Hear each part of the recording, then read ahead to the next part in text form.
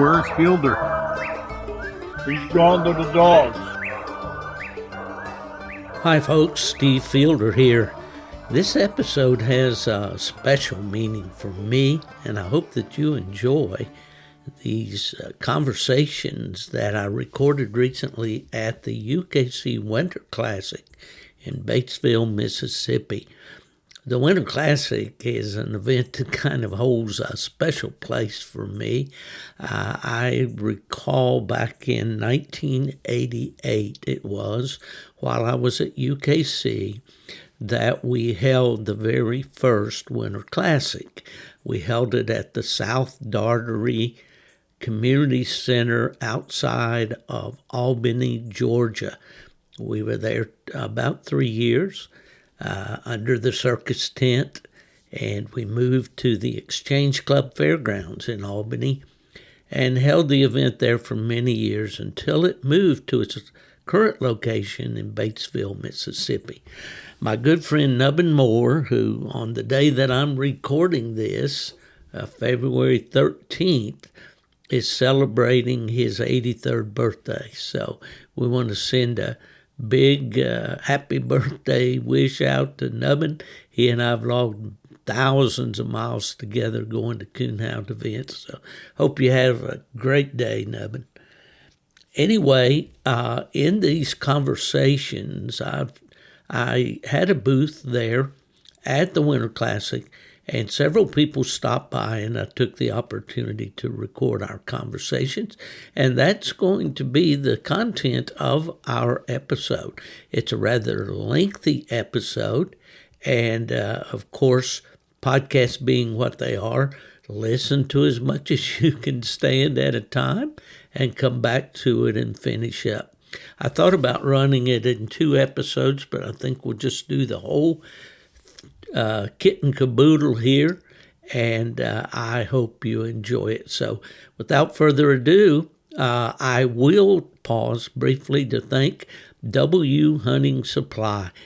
Without them, this podcast would not be possible. My friend Buddy Woodbury and, of course, Jason Doobie, all the folks out at W Hunting Supply. They'll take care of your hunting needs for you and your dog, and especially that tech support and those great electronic products that we all depend on so much. W Supply. Without further ado, let's go right into the arena at the Winter Classic in Batesville, Mississippi.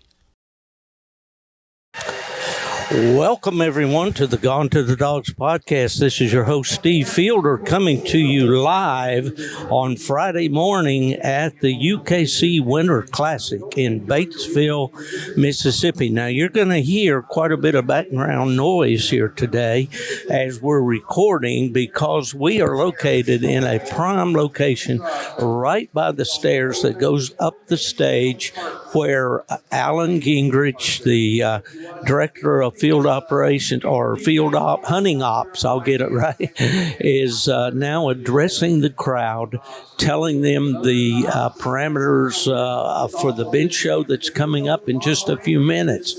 Today's show is being judged by Scarlett Overton, and then tomorrow there will be a separate judging with Amber Carroll. Now, I may have these ladies' last names. I remember them from so many years ago, but I'm certainly looking forward to working with them, because later tonight at 6:30 will be the top 10 judging of the top 10 dogs of each breed and throughout the year, and it's just going to be an exciting time. And I am fortunate enough to be able to be on the judging panel with these 2 very capable young women, and I'm certainly looking forward to that. I'm going to try to talk over the mic that you hear in the background, and hopefully this is coming through. It's going to be a tough day for podcasting here on the floor because we're right in the middle of all the action. As I'm looking around here, we've got vendor booths all around on every side. We've got the UKC headquarters and their merchandise tables. Down the way behind me on the other end of the stage is are the association booths. Well, folks, I'm really happy here now that the opening ceremony is over, and we're able to sit down here at the booth while things have quieted down a little bit. The judging is taking place now in the main arena here, just to the right of us, or of where I'm sitting. And we're right here in the middle of the action for sure, right off the stage here in the arena at the Winter Classic. A longtime friend stopped by the booth, and I grabbed him by the arm and said, "Hey, Dex, come over here and sit down and talk to me a little bit." From the great state of Texas, Dexter Watley. Dex, how you doing, buddy? I'm doing good, Steve. Doing good. Blessed. Oh, absolutely. Well, we tried this once, and we kind of got thrown off there. We were talking about mules and all, and I want to get back into that for sure. But as I said earlier, I only went about a mile to school, so sometimes these things don't work out just exactly the way I want them to. But Dexter, you are 73 years old. Mm-hmm. Yep. You're just a pup. I got you by 4, buddy. We're going to keep on keeping on. Now, you worked a long career with the paper company? Yeah, International Paper. All right. And now you're over around Atlanta, Texas, in the northeast corner, right? We're 8 miles from Louisiana, 15 miles from Arkansas, and 70 miles from Oklahoma. Yeah, man, you got it all right there. I guess that's what they call the Arklatex. It is area. the Arklatex. Yep. Okay, you kind of left Oklahoma out on that. Well, it takes a little effort to get there, and I got some Okie friends, but I mean, you don't want to let them think you think too much of them. Sure, I got you. Well, back in my day, I remember being with UKC, and we had the zone hunts. And I was trying to do multitask, as these youngins say nowadays. I was trying to work 2 hunts at once. And that one day we had the Blue Tick Fall Roundup in Hope, Arkansas. And they had a zone hunt in Paris, Texas. So as I recall, I went over, and I remember this pretty well because we were one of the other groups, it might have been AKC or ACHA, was trying to make a bid for the Blue Tick Fall Roundup to get to license their hunt. Mm-hmm.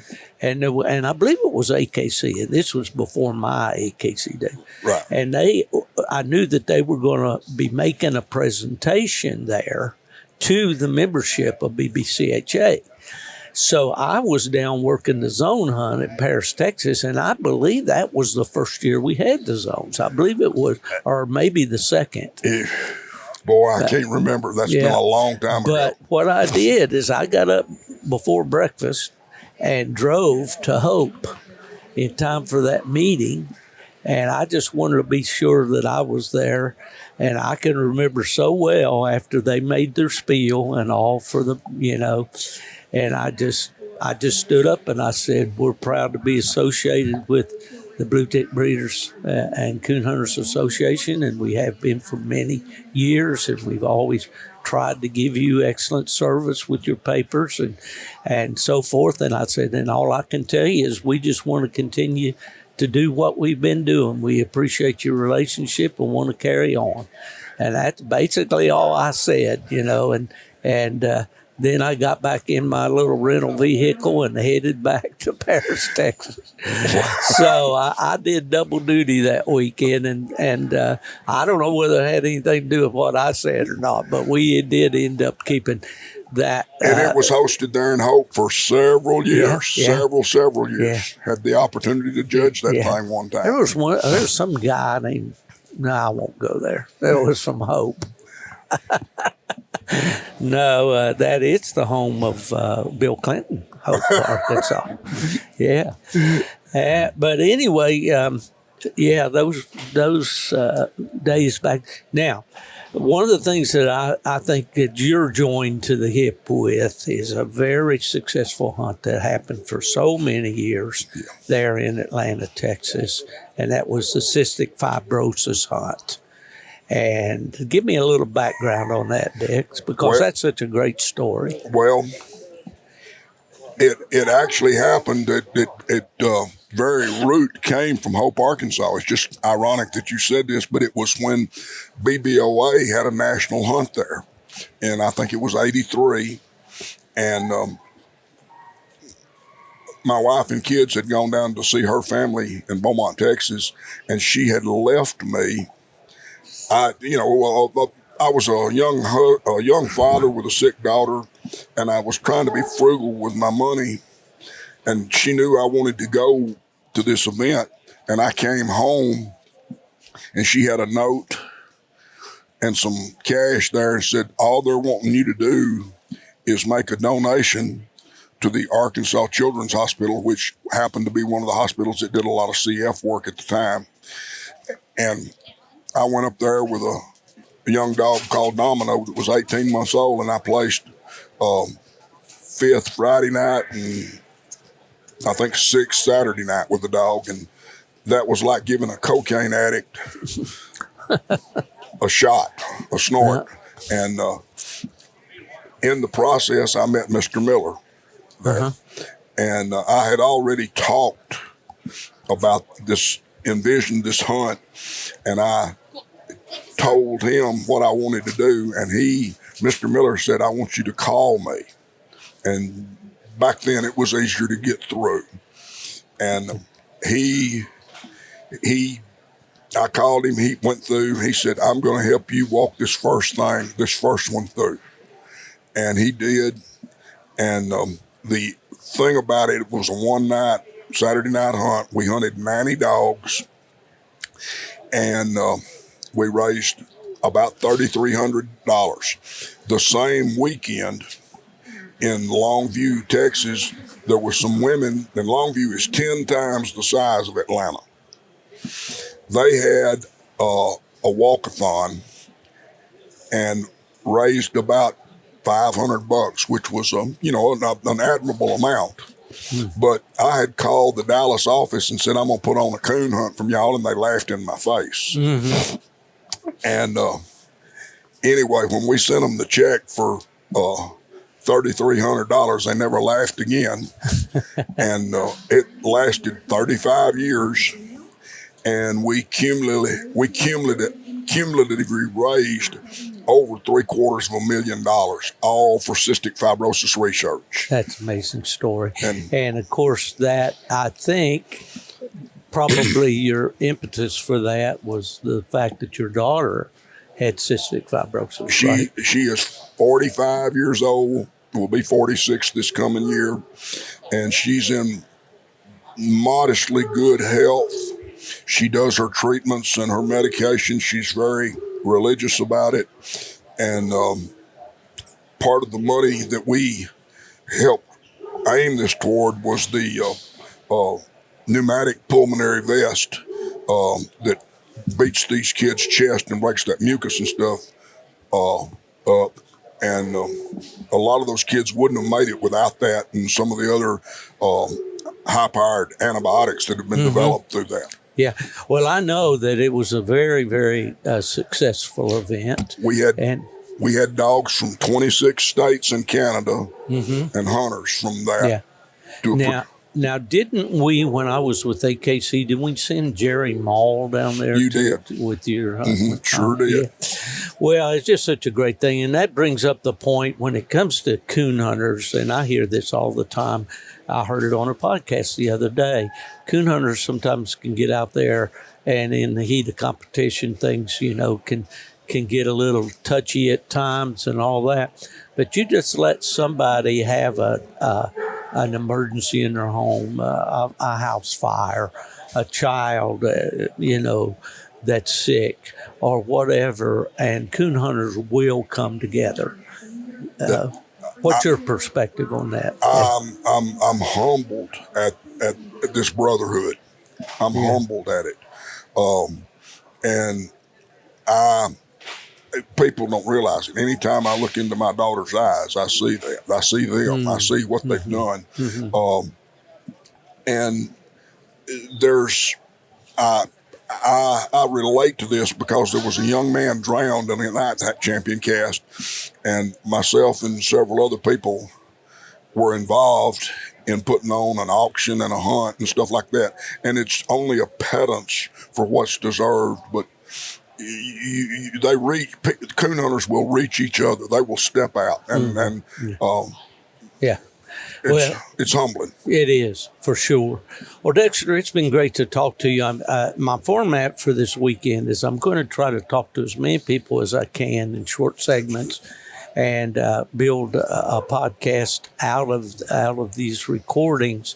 But it's awesome to see you, and I'm going to get down to the All-American Blue Tick booth down there and see you and Mark Houck, your Secretary-Treasurer, down there. And who else is here with you? Oh, a young man named Stephen Wright is he's my son's age, but I hunted with his daddy for years and years and years, and they're generic hunters. Stephen happens to have blue dogs and walker dogs right now, but his daddy was old enough that he still hunted when it put food on the table, it put money in your pocket, and so he's grounded in the knowledge of what it takes to train a dog. Yeah. Well, that's great. Well, Dix, have a great day, and buy yourself a puppy, man. Yeah, that's what I know. I'll bring another one home.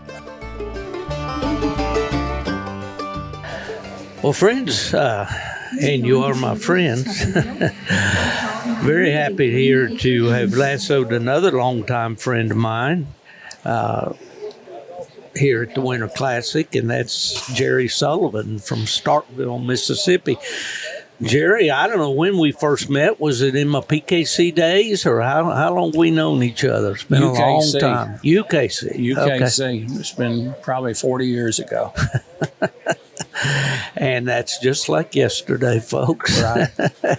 Jerry and I were visiting here just a little bit before I pushed the magic button, and it was we're both pretty much the same age. I'm a little bit older than him by about a couple of years, I think. But Jerry and I were sitting here, I guess you could call it the coon hunter's lament, talking about how we have basically scaled down our coon hunting activities. Jerry, you were telling me a story there about how you basically quit coon hunting, or you had an incident that happened to you in the woods. Want to tell me a little bit about that? Well, I have a grandson who's 15 now, so back then he was a lot younger, and he'd started coon hunting with me. And a longtime friend, Kenny Parr, came down from Illinois, and we went fishing all day, and we went coon hunting, just the two of us. And towards the end of the coon hunt, my dog got away from the other dogs and got treed, so we drove down the road and by a railroad track, and I said, "You just wait here and I'll go in and get her. I'll be right back." And I didn't know I was in the Black Gumbo swamps. Had not been in that area. And I got in there, and on the way back, he said he talked to me when I was at the tree on the phone. And on the way back, I fell and I couldn't get up. And basically I lay there with him trying to call me and calling from the truck. And he said, then my dog came in and he knew something was wrong. So he started calling, and finally he got close enough I could hear him, and he came to me. And to make a long story short, we got an ambulance, and my blood pressure was real low, and I spent 3 days in the hospital. And I thought, just think if I'd been by myself. And so from that time, that night, I said I was done. I wasn't coon hunting again. So I hunted for about 3 more years and decided that I was having to go by myself too much in bad spots. And I said, it's just not worth it. I got grandkids. I want to see them grow up. And so I just said, I'm done. So, Well, coon hunting has been so much part of our lives. And I've had several conversations recently with people, and I hear it on other podcasts and so forth. The guys talk about how it's their life. It's not what we do; it's who we are. We're a coon hunter. I mean, and for people on the outside of our circle, that sounds crazy. They don't even know what a coon hunter is. right. And it's got all kinds of negative connotations and all these things. But it really is something that gets down deep in our souls. And then as everybody under the sound of my voice is going to experience what you and I are experiencing now, if you live long enough, there's going to come a day when you're going to have to step back and look at it and say, I really shouldn't be doing this anymore. Or I really don't, sure, if you've got a support network of younger guys that can handle the dogs and you can ride around in the side by side and all, and I do have those kind of friends, but certainly not in Florida where I live now. Right. But you can kind of keep your hand in it. But I was speaking with Jim Ridge here yesterday. Jim came by. Jim's been a long-time breeder of English hounds in Indiana, in Briar Creek. And Jim quit. Back in December, I believe, he said he doesn't have a dog on the place. He just, and kind of like what you're saying, he said one of his daughters asked him, well, you can't quit. You've got 40, all these years, He said, look, I did this for 40 years and I dedicated myself to it, and I had success at it. But isn't that enough? Right. And I think, it's not you have to bear the shame of quitting coon hunting. Sometimes we just realize that time's here. Well, so many people quit, and a month later they buy everything new and start over again, and then they quit. You've known those people. Oh, yeah. And so when I quit, I sold everything the next day. I sold my dog box, tracking system, everything. Then I sold my kennels, all my roll cage, everything to do with coon hunting, I sold it. And I said, now I've got grandkids, enjoy the grandkids. Yeah. Let your wife enjoy you again. Yeah. Get reacquainted. Yeah. And we go to Mississippi State ball games. Awesome. We go fishing. Yeah. The grandkids deer hunt. And so when a dog barks outside, your ear always perks up. Yeah. I live kind of in the woods and neighborhood, and I know somebody's got a little dog that goes out and trees squirrels because I can hear them treat. Yeah. And it always perks you up when you hear something like that. Well, if I followed you correctly on Facebook and all, it hasn't been that long. You've got quite a beautiful rustic home now, don't you? I live in a 2-story log home. Yeah. And got a guest house and shop, and it's all wooded, and neighbors are far enough away, and got a front porch with rocking chairs and swings. There you go. And we just enjoy it. Absolutely. I cook for all the kids, and Yeah. Well, that's basically what Ella and I've done. We're in Florida in a retirement community, and that will wean you from right. because of the covenants and all with the homeowners and all. I can't build a kennel out in my backyard and those sort of things. So you had to kind of either move the dogs inside or don't have them. And I chose the latter because it's not good. Well, the dogs love it, but it's not a good arrangement. And I own 2 dogs now. Well, Ella owns the house dog, and I own 2. I've got a Plott and a Walker. I own half of each one of those dogs. My partners own as much of them as I do. Right. But they're young. They're still hunting. they're involved, and it lets me keep my hand in a little bit, Right. But by all practical purposes, this podcast and what writing that I do is my connection to sport anymore. But I love it. I went 2 weeks ago, I went out with some of the local guys. We went out to a wildlife management area, and there's some trails that are pretty decent. Let's face it, at 77 years old, the legs are not what they used to be. The That's knees right. are not what they used to be. Right. If at the time my grandson would have been old enough to drive and we could have continued hunting even 2 nights a week, that I would have probably stayed in it because I could still get around. And I can still get around good. Yeah. But most of our hunting is in big swamps, and you never know. Yeah. We have a few gators, but it's mostly the snakes and mostly of getting in trouble if you slip and break a leg or something, if you're by yourself. And at the time he was so young, I'd always tell him, Colston, here's where the keys to the truck are. Mm-hmm. And we taught him, he knew how to drive, Yeah. If something happens to Grandpa, you get on the phone if you can't get anybody. He knew how to get back to the truck. He knew how to use the Garmin. You go back, you get the truck, and you go to the nearest place you can get help and get help. Yeah. But I thought, I don't want to leave that little boy in that situation. That's putting a lot on him, right. And so I just said the best thing is for us to do this and channel our energy into other things. Right. They're all involved in sports and, like I said, deer hunting and fishing. So, that's fine. Yeah. Well, I know that my listeners are probably thinking, boy, Steve, you're kind of on a negative bent here with these last 2 or 3 podcasts.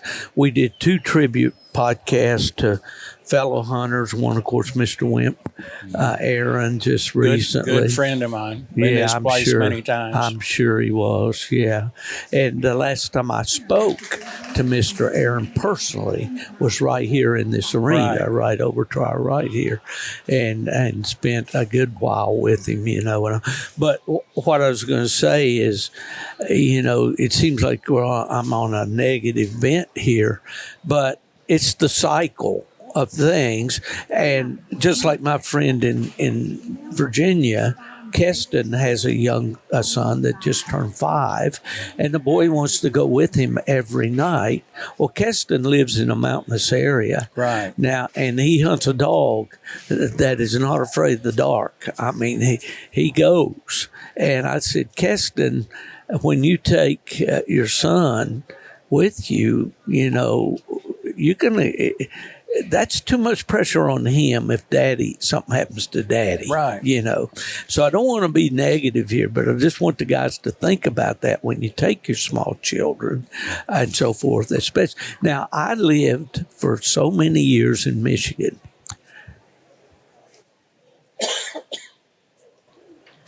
And I was never out of the sight of a yard light in some farmer's yard, right.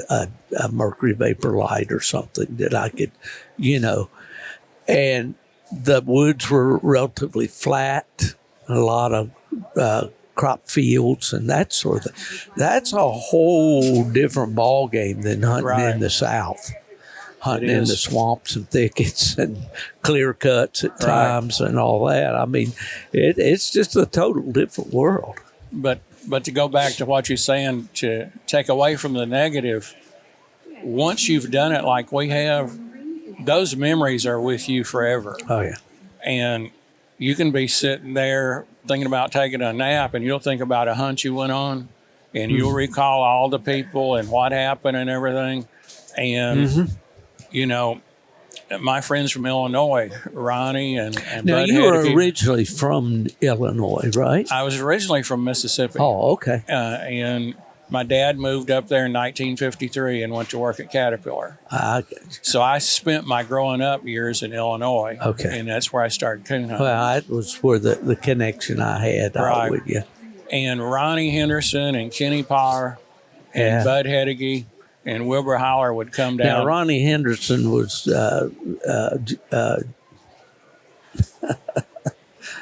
my little Finley River buddy. he won Walker days in like 76 or 77. Always wore a cowboy hat. Always a cowboy hat. And he was John Monroe's buddy. Yep.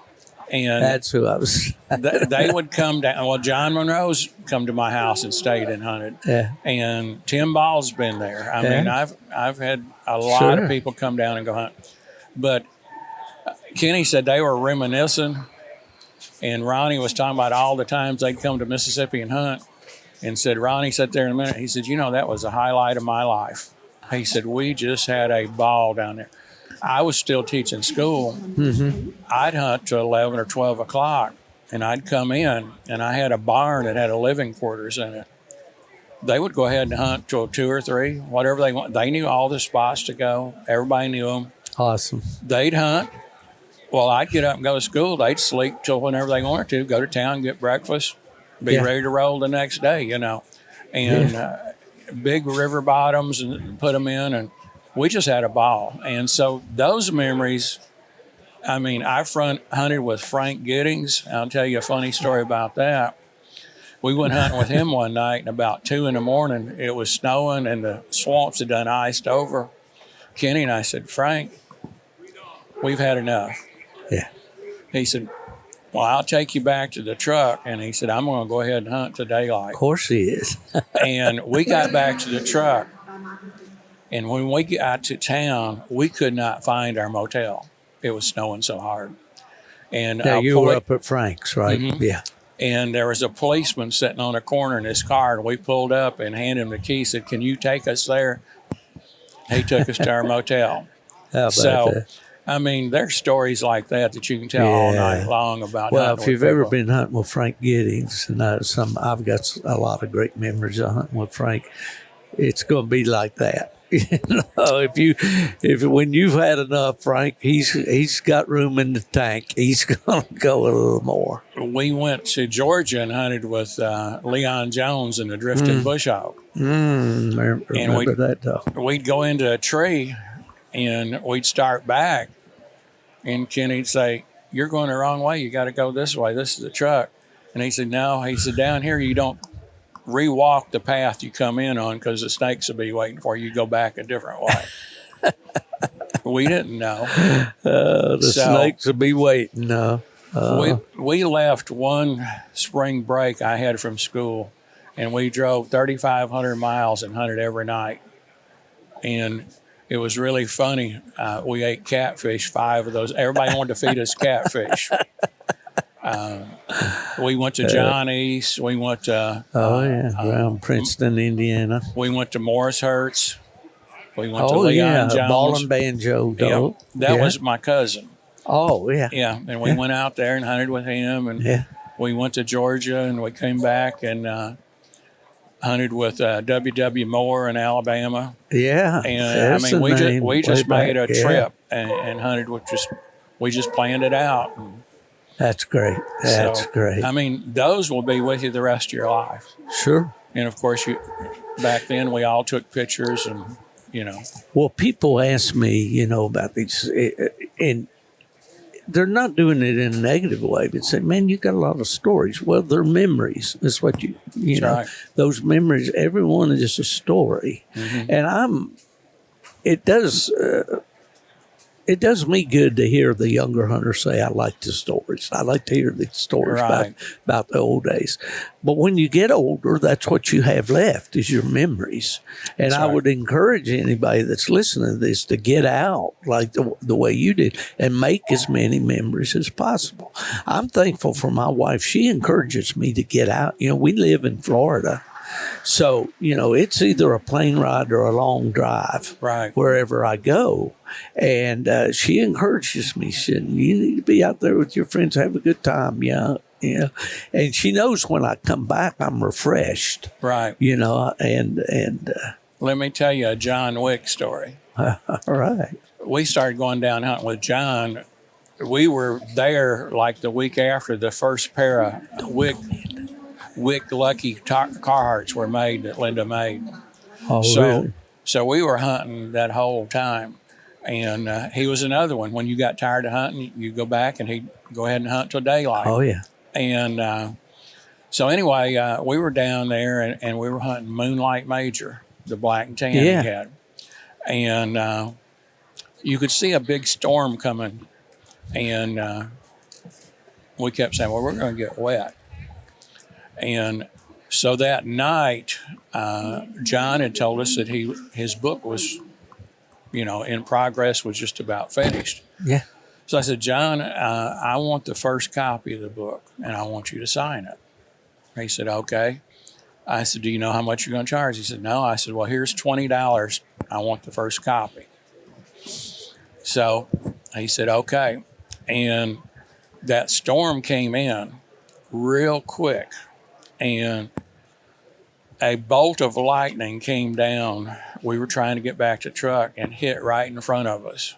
Ooh. And John looked around. I mean, it was close enough. It was scary. He said, are we still alive? We said, yeah. So we went to the truck. So when his book came out, I got my first copy in the mail, and it was signed to Jerry, John Wick, somebody that I'll even go hunting in a lightning storm with again. And so I've got that book. And that's great. So I don't know if it's number one or not. Only John knows that, but I've got it. Yeah, I get that question a lot from people about, why don't you have John on your podcast? Well, nobody would be more happy about that than me. But John, unfortunately, his health is not good. Right. And I talk to Mark Zepp quite often about John, because he and Mark have been very close through the years. Of course, Mark worked for him for many years. First time I ever saw Mark was at Redbone Days in Sedalia, Missouri, and he had come out there to interview with John for the job with Wick Outdoor Works, And we were fortunate to go to Montgomery City there at John's store and all for a world hunt when I was at UKC. Walker, first year a female won it. Was Crowley's Louise won that hunt there at John's. Was that in 86? Oh, I can't. Because 86. No, it would have been a little later than that, because I can give you the sequence. I started in 83, and they'd already planned the world hunt for Mayfield, Kentucky, and it was held that year. And that's the year that the dog that John Wick co-owned, the Bogart boy owned. I can't remember what Indian Creek Pride, yeah. And then the next year, 84, is when Hillbilly Mac won it in Princeton, Indiana. And then 85 was Columbia City when Brian Ruckman won it with Beaver Lake Magic. And then 86 was Pac-Man in Marion. And 87 was in Logansport. We didn't have a winner that year. They didn't have any plus points. And then in 88, lo and behold, the Prot Dog won it in Mount Gilead, Ohio, and I won't go on down. I'm going to run out right here. But anyway, yeah, that's. But Crowley's Louise would have been. When would she have been? Sometime in the 90s. Well, whenever it was in Montgomery City, I made it to the finals and got in. Oh, I was did? there. Cool. And, yeah. There was a dog called Bomback's Pulpwood that was in up there, and I hunted with him. He was a nice walker dog. Jim Bomback from Michigan had him. He was a flag bred dog, I believe. Kenny and Ronnie were judging. Okay. And they had a room, and I just assumed that I would stay with them. And so when we walked into business there at John's, I said, John, I don't know where I'm going to stay. He said, I've got your room. Threw me a key. He said, on me. And so he got my room. He said, I'm pulling for you to win the whole thing. Of course, I didn't, but, I tried. So. Well, Jerry, I wanted to talk to you about your dogs a little bit. What have been some of the good ones you've had down through the years? You always been a walker dog man? No, my dad hunted English, and I started English, and I hunted some English. Well, I kind of sort of associated you with the English back there. Then I soon switched to walkers, and probably the best dog I ever had was a dog called Midnight Miss Curly. And she's the one I hunted in the World Hunt. Okay. And she was out of Hillbilly Mac. And we went and hunted with Raby. And after the show she put on, Raby said she can eat my feet anytime. Yeah. But she was probably the best. And then I don't know if everybody gets the connection. I had a dog called Buster, Midnight Stylish Buster. Okay. And he ended up being a Grand Night champion. And Buster was out of Silk, which I brought from Illinois down to Louisville to Buck Walters. And Silk was bred to Stylish Harry. Okay. Tim Ball came down and stayed at my house. We went hunting, and Buck liked him, and so we took her out and bred her. Out of those dogs come the dogs, the females that were bred to Rat Attack, that produce Bad Habit, Tequila Sunrise, and all those dogs. So Buster was a brother to the sisters that were bred to Rat Attack. So yeah. So that's how that whole line got started. The dog came, the Silk dog came from Illinois, and she was out of a Tennessee Lead 2 female that we bred a litter from Billy Ledbetter's. Billy, yeah. And so anyway, that was probably two of my best dogs. I've had a lot of good ones, the deader, the better, Oh, yeah. I had a dog that came from out in Texas, Decatur, Texas, Ken Jones, a dog called Happy. Okay. And she probably had the biggest mouth of any female I ever hunted with, and I loved it. And she won a lot of hunts. Yeah. So, I stayed with basically the Walker dogs. I raised a lot of puppies. All right. Okay, this question comes up a lot in discussions and all, and I know it's a matter of perspective and personal experience and all, but you mentioned a lot of dogs there. You talk about Tennessee Lead or Lead 2, Billy Ledbetter, those guys. Those are back in the days when ACHA was the big dog as far as the world hunts and all of that sort of thing. And, we get back in that era and we talk about a lot of dogs back there, House's Chief, Johnson's Banjo 2. Do you think the dogs back there, how did the dogs back in that era compare to the dogs today, do you think? You ever thought about it? They were more of a pleasure to hunt. Yeah.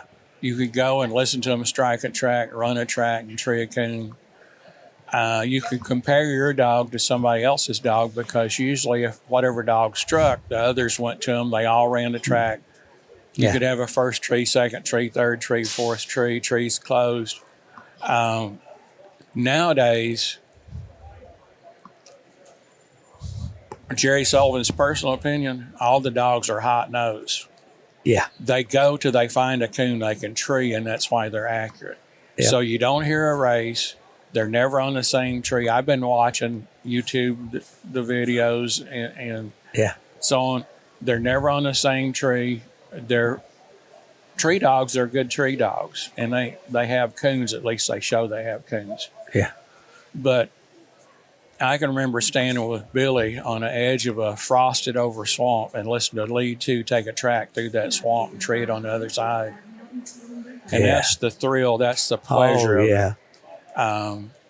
Well, and for us, guys our age, we would love for the younger hunters to get that, because it was awesome. It still is to me. It's still why I go coon hunting. And then you get into the discussion about handlers. I mean, handlers were handlers back in that day. Today, my dog's in there three-quarters of a mile to a mile to the east. The other dogs are at the other 3 points of the compass. I hear mine come on a tree. I ask the judge, "You got me, Judge, in there?" If he says, "Yeah, I got you," well, I can sit there and I don't smoke, but I can smoke a cigarette before I decide whether I want to tree the dog or not, you know, and of course the dogs, as you said, they're accurate. They're very accurate because in most cases they saw that coon climb. Right. I mean, that's what I'm saying. They run till they find one, and they, you know. And that's just, you know, a lot of the young guys, nah, but that's facts. That is factual. And the old dogs, as we said in the ads, he takes his tracks as he comes to them. Well, that just meant if it was hot or if it was cold, he was going to tree that coon. You know, he wasn't going to commit himself. That was the thing with me with dogs and my friends and all down through the years of the sport. You know, if a dog's going to commit himself to striking a track, he needs to be able to finish that track. That's right. And if he's going to locate on that tree, he needs to, you know, and turns that over, he better stay right there. You know, that was just the creed with the coon dog back in those One of my days. old friends says, once they commit, they must stay. That's right. You know, That's right. if they don't stay, you can't call them. That's right. That's right. I'm glancing over my shoulder here at the bench show. We're not able to see exactly what's going on, but I see they have plots in the ring, and I see red bones here in the staging area. Once again, we're right here in basically center stage in the arena at the Winter Classic while the bench show's going on today, judged by Scarlett Overton. And tonight at 6:30, I'm going to kind of change my clothes and be out there with two other judges judging the top 10, which is something that I'm looking forward to, something I've never done before. But did you ever show dogs, Jerry? Just locally, just to make them a dual champion. I got you. Yeah. Was that a goal for you to put a grand night on the dog that you had, if you had a good dog, or did it matter? If you didn't have a title, people didn't respect you. Yeah. You needed to have night champion or a grand night champion, and they would respect you. But if you just said, well, I'm hunting an open dog, they didn't. Exactly. They didn't know I what you're tell this carrying. to my buddy and my partner up in Virginia. We got a really nice young Walker dog right now. He's 2 years old. And but Keston is a pleasure hunter. If it gets dark, he's in the woods. But he cares nothing about the night hunts. And I said, Keston, and we were talking the other day, he said, this dog, we call him Clyde. He said, you know, I'd like to raise a pup out of Clyde and all this. And I said, yeah, but we don't have a good female, and we're not going to get one until we put some titles on this dog. Because nobody's going, we can sit and talk about how good he is till we turn blue in the face, and nobody's going to buy it. And you got to go to town and document it. You know? It's always been that way, and I think it always will be. It will be. Yeah. Well, Jerry, it's been great visiting with you here. How many times have you been over here to Batesville? Have you made them all since it started? I missed last year's the first one I've missed. Yeah, well, we weren't here last year either. I think maybe there was a COVID year. That was 22. And then last year, Nubbin and I, Nubbin Moore travels with me, and we stay out at the lake out here in the cabin, and we enjoy building a fire and kicking back and tell some more of those old war stories. And I went to the Winter Classic when it was in Georgia. Yeah. And, of course, I used to always go to the PKC Winter Classic, which was in Louisville. I've been to Orangeburg. I've been to most of the big ones. Sure, yeah. Well, as long as I'm able to make the trip, I guess I'll continue to go because I bump into guys like you, you know, that I enjoy talking to. Well, that's the reason I came up, just to visit with people. And sure, absolutely. So. Well, I'm going to cut you loose here and let you get out. Don't spend too much money. Okay. Taking a puppy home or anything, you think? No. I told somebody yesterday I have a whole lot more money since I quit. I bet. Yeah. So. It's not cheap, but any hobby is. That's right. It's expensive, but great to see you as always, Enjoyed Jerry. it. Good to see you. Yeah, I hope we'll do it again next year. All right, sounds good. All Thank right. you. Thank you. That's Jerry Morrison from Jerry Sullivan. Sullivan. Why do I do that? Boy, well, thanks for correcting me, Jerry, Okay. because I do that quite often. That's Senior moments. I've got a little woman at home that corrects me quite often. All right, have a good afternoon. All right, thank you.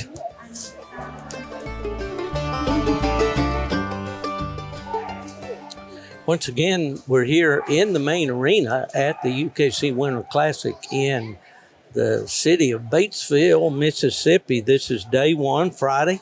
We've already witnessed the showing of the registered dogs, the best male and female show, as well as the pairs competition. And things are going to be heading toward the big event today, which will be the top 10 show for all the dogs that place throughout the year by breed. There's 7 breeds. There are 70 dogs that were eligible for the show. Not sure how many will be involved, but that's going to start at 6:30 this evening. Now, I don't know if that's going to be live streamed or not, but I'm sure the information will be online. And of course, as I've said to my listeners before, I've been honored to be able to assist in the judging panel tonight for that show. So I'm looking forward to that.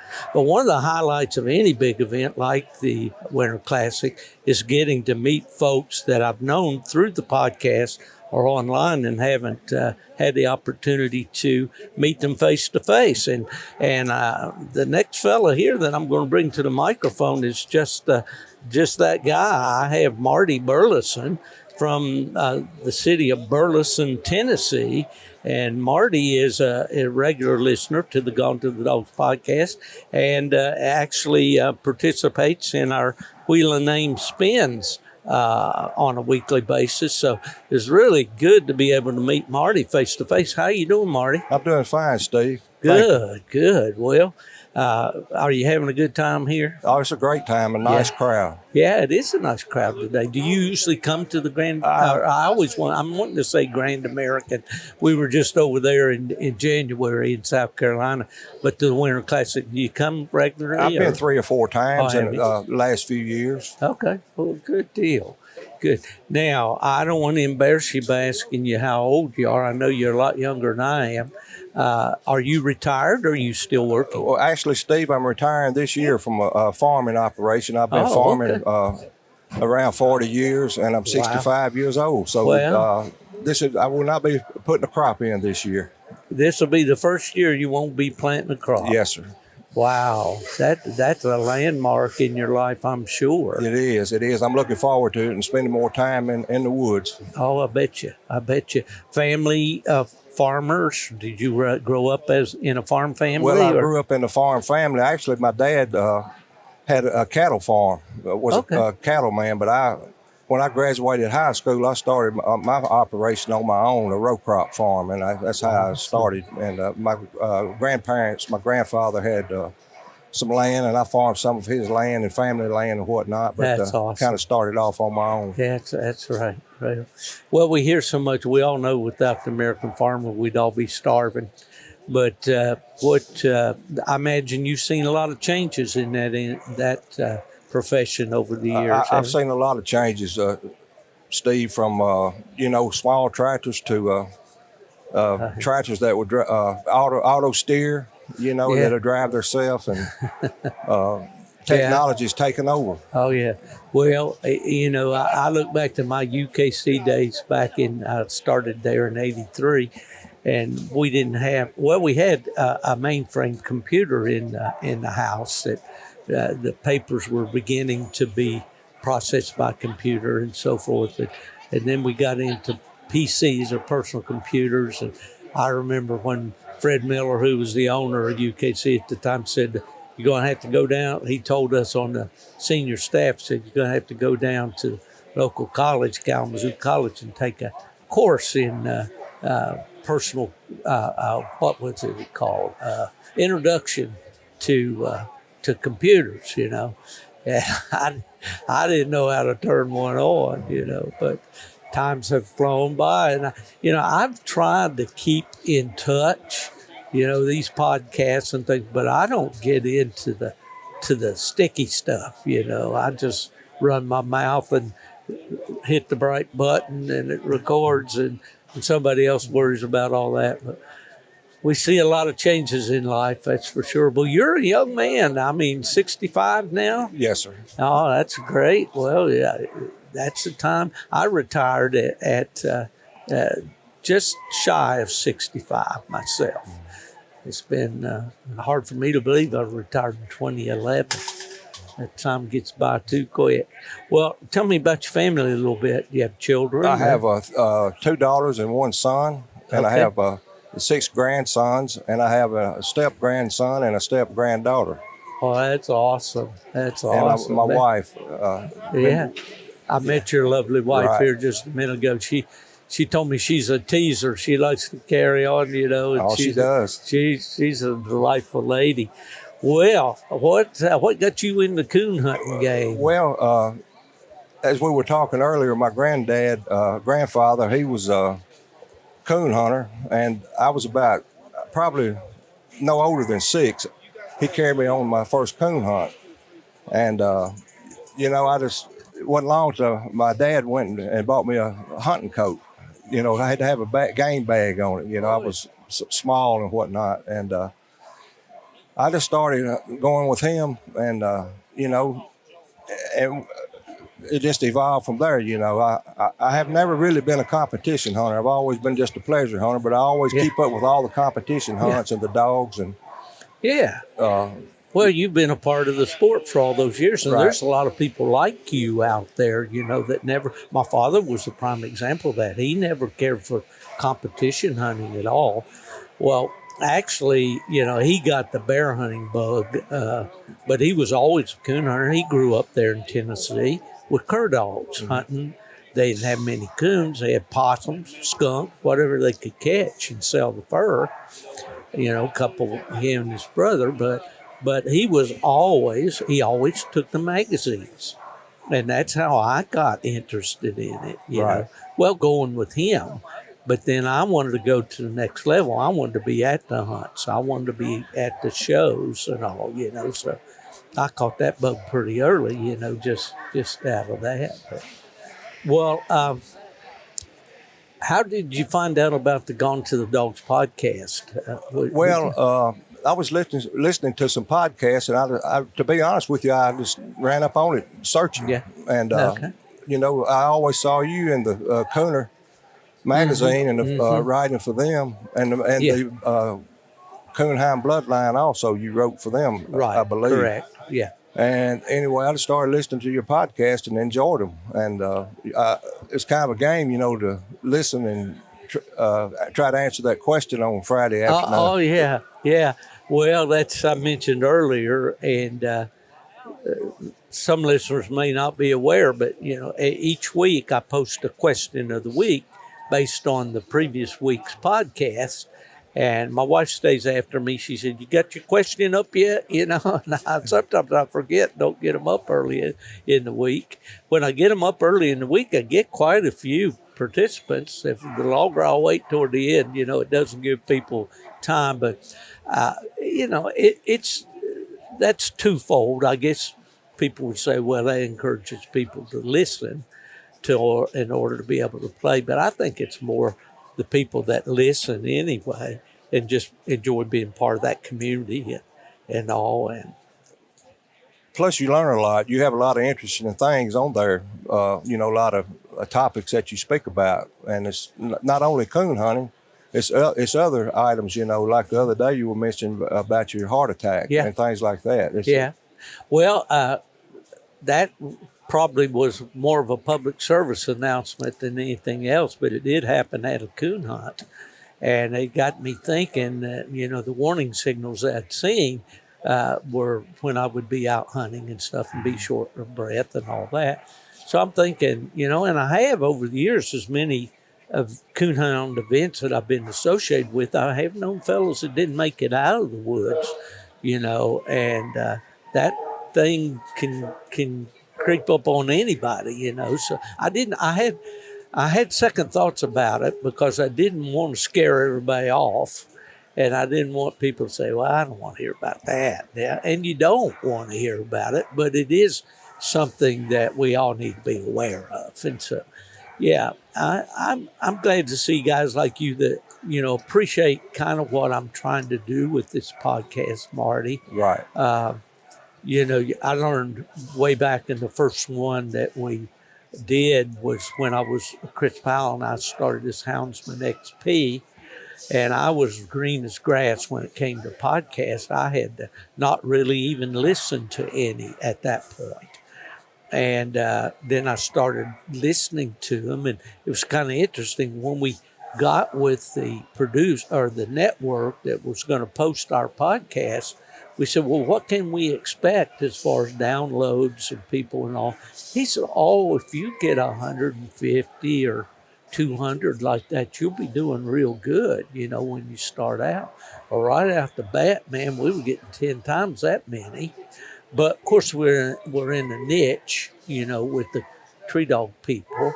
And then Chris, he's kind of wanted to go more toward the big game and diversify more. I've always been a coon hunter. That's been what I love the most, But it's been amazing when some of these podcasts that we do today will gain about or receive 3,000 or more downloads in a week. That's quite a few people listening to a podcast, just in the first week that it's out there. So when you look at the magazines, now back in the day when you said you liked to read American Cooners and all, they were getting 30,000 subscribers. But then more recently, before it went away, it was closer to three or 4,000. So people are not getting their news so much out of the magazine anymore. But no, it's been an adventure. I've enjoyed it, and I guess I could do more planning and probably come up with more interesting topics each week. But I kind of just play it by ear, and I'd say, well, I haven't talked to so-and-so in a while. I'll call him up and see what's going on. I had my old buddy Fred Moran from up in Pennsylvania, the old red bow man up there. Fred's pretty amazing. He's 85, I think, and still hunting. And also, it's just been a fun deal for me. But it's gratifying to me to meet fellows like you that are listening and enjoying it, because that's an hour and a half of your life you'll never get back. So have you had any favorite podcasts that you listen to that you particularly liked, you think? To be honest, Steve, I listen to all of them. I don't really know if I have a favorite or not. I get that. But they're all good to me. I'm not sure. I got one right now that I've started listening to the other day. Again, was with John Strickland. That was a good one with him. Yeah. Oh, yeah. And John's an interesting guy. He's a very interesting guy. Yeah. And been very successful. And I said one time here this last year or so that I thought he was the greatest mind in competition hunting. He's a thinker. You watch him on those videos and out there, he knows what's going on at all times in that cast. And so I see that Greg Maynard with the Pro Sport organization, he's picked up on that, and they're calling him the GOAT and all that stuff, But yeah, John is a guy that takes competition hunting very seriously, and it's paid off for him. It really has. So there's that aspect, there's the competition people, and and I think a lot of the younger hunters, that's where they want to be, But then there's a lot of the older hunters that like the stories and like the memories and all. I've recorded with Jerry Sullivan from here in Mississippi earlier today. Excuse me. And Jerry is saying that, telling me about hunting way back with some of the dogs. He hunted quite a few times with John Wick, who is a very well-known personality in coon hunting. and Billy Ledbetter, who owned the Tennessee lead dog and the lead 2, and those dogs. I've talked myself hoarse here, but you know, there's a wide variety, or I try to keep it.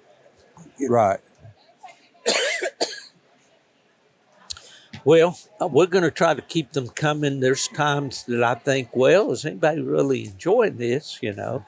And then I'll get an email from somebody, or some young fellow say, well, I really enjoyed the podcast, and I listened to it at work, or I listened to it when I'm on the lawn tractor, or whatever, you know. And Right. so, but do you keep any hounds at the house now? I've got a blue tick. A blue tick now.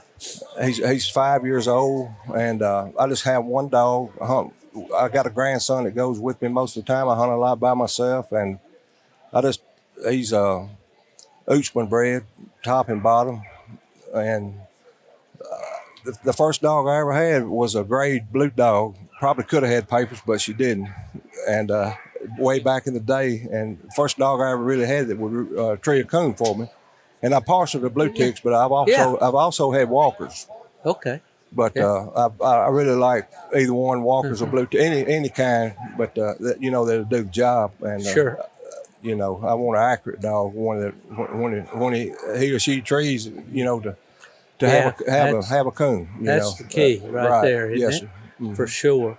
Well, being a farmer, I'm sure you have access to a lot of land to hunt, probably. Is that a problem for you at all? Actually, Steve, around where I live, it's a lot of houses. And we hunt on the Lower Hatchie Wildlife Refuge. Okay. And that's the creeks that we hunted 30 years ago.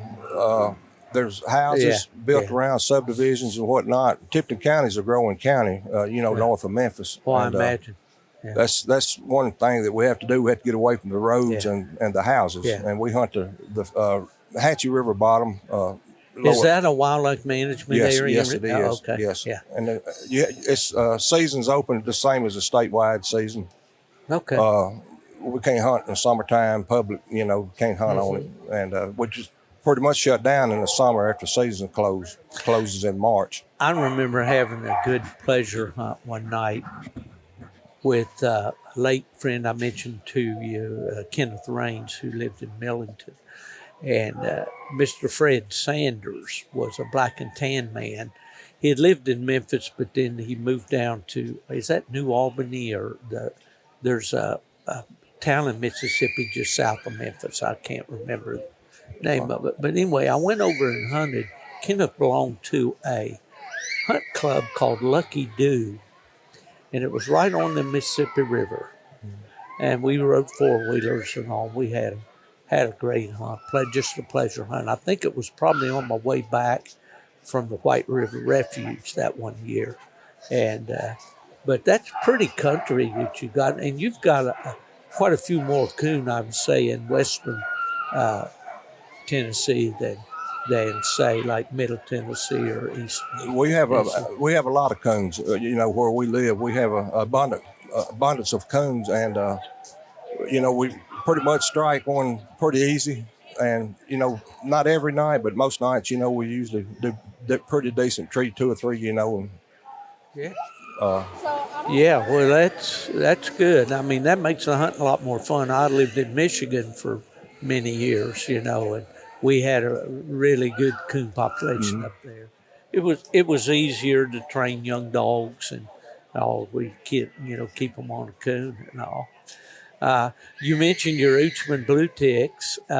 When I went to work for UKC, I met the whole Oochman family. The Wilbur, I think it was his name, Wilburn or Will. Anyway, the father, and then there was about 4 boys. I think Lonnie and Gary.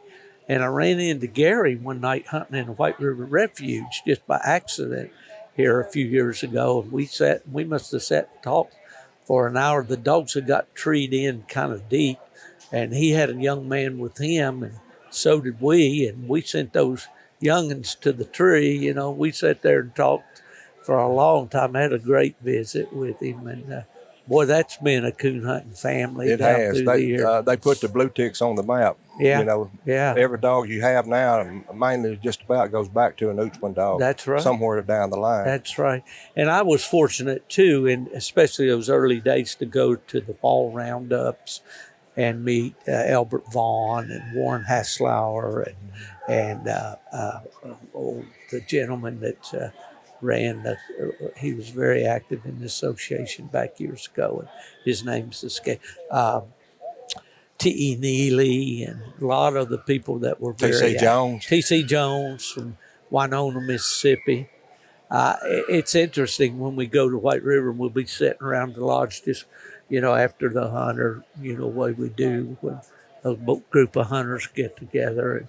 And invariably, the T.C. Jones stories will start coming out. Somebody done it with T.C. and this and that. And he was very successful. Cedar Hill blue ticks. I bought a couple of young dogs from him years ago. Yeah. Yeah, back in the 80s, mid-80s. Well, my experience with blue ticks was on the different side of the country, but I was a Kelly Bragg I see. guy. Yeah. I mean, not me personally, but Kelly lived about 20 miles from me. And he was a real interesting guy. He had, his dogs went back to the guy in West Virginia. I can't think of his name right now. It'll come back to me. But Kelly was a circus performer. He was a trapeze artist, and he worked in the circus all summer, and then he'd come home all winter and coon hunt. And his dad's name was Lon Bragg, and all the stories in the old cooners that he used to write. And there's one I always think about when we talk about dogs staying treed for a long time. Kelly wrote. Now, he wrote this. I don't witness it. His dog stayed treed for 3 days one time. That he finally found them, and they had a ditch wore down from the tree down to the creek where it's going down and get a drink of water, coming back to the tree. That's a solid tree dog. That's a solid tree dog right there, buddy. 3 days, that's a little much. It is. It really is. Well, what do you like about a blue dog? I just like, their mouth. I like a good loud mouth. And the dogs that I've had, the blue dogs that I've had, they don't straddle a track. They move a track good. And when they hit that tree, they just roll it over. Oh, they sound great. I like them, I just like the way they sound on the tree. They loud, Yeah. Well, if you're a purist, and I believe you are, not being particularly a competition hunter, those are the things that mean maybe more to us than they do the competition hunt. The guy that competition hunts hard, he just wants a dog he can hear. He doesn't really care if it sounds like a coyote or if it's a German Shepherd, whatever. If it'll stay there and it'll bark and he can make the judge hear it, he's fine with it. And that's all right if that's what he likes. But I'm more of a classical, I like that good ball mouth on the track, especially on a colder track, and warm it up, shorten it up, and get it moving, and a good locate, and a good solid tree dog. I mean, those are all the elements to me that makes a coon dog. Yeah, me too. Yeah. Oh, that's cool. That's really cool. Well, did you just come down for today? Yes, sir. We just drove down this morning and just hanging out, just walking around, a lot of vendors here. And, and I've got to pick a coon squaller up on the way out. You haven't won that Zepp Lifetime squaller I haven't won it yet. I'm working on it. But. Well, I'm going to have to get, you guys have been hitting me pretty hard. I'm going to have to get back with Zepp and get a new supply. I think we're getting pretty low on them, but Mark Zepp has been a good friend for a number of years, and our listeners know probably Mark when he was with Wick Outdoor Works years ago, and then he went to Tritronics, and from there to Garmin, and still works for Garmin, but he has his own line of hunting. He's quite an accomplished coyote hunter and made a lot of good videos on coyote hunting and all, but just been a really good friend. One of the people you meet in life, you just kind of really appreciate. And so he's been very very generous in stepping up and saying, he wants to help the podcast. So we'll keep the spins going, and we post a question of the week. And if you get in there and you can correctly answer the question based on the podcast and private message it to me, you have to send it by private message. If you post it on the Facebook there for everybody to see your answer, we have to disqualify it. So, but anyway, I hope to keep those going, Marty. And you're a lucky man. You got a grandson that wants to hunt with you. He loves to deer hunt.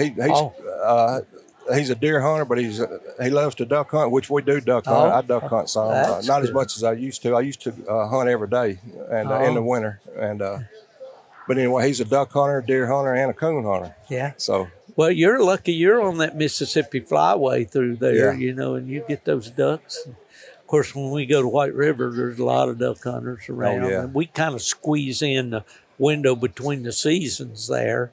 In fact, that's kind of why we get the lodge that we have, because it's a duck hunting lodge.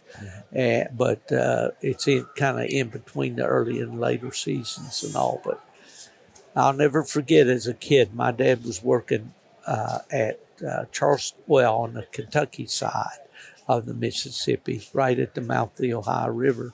We lived in Charleston, Missouri, and coming from West Virginia, I'd never seen anything like that, and see those ducks and geese out there over those fields and stuff in the late afternoon, and the sky would just be black with them, And I still, when I go to White River, it's mostly snow geese and speckled bellies and stuff. Yeah. But I still, when I hear them, I got to look up. It's interesting. Well, Marty Burleson from Burleson, Tennessee, has been our guest here at the Winter Classic. I sure appreciate you stopping by, Marty. Thank you, Steve. I enjoyed it every minute of it. Well, good. We'll do it again sometime. Yes, sir. Brother. Thank you. All right.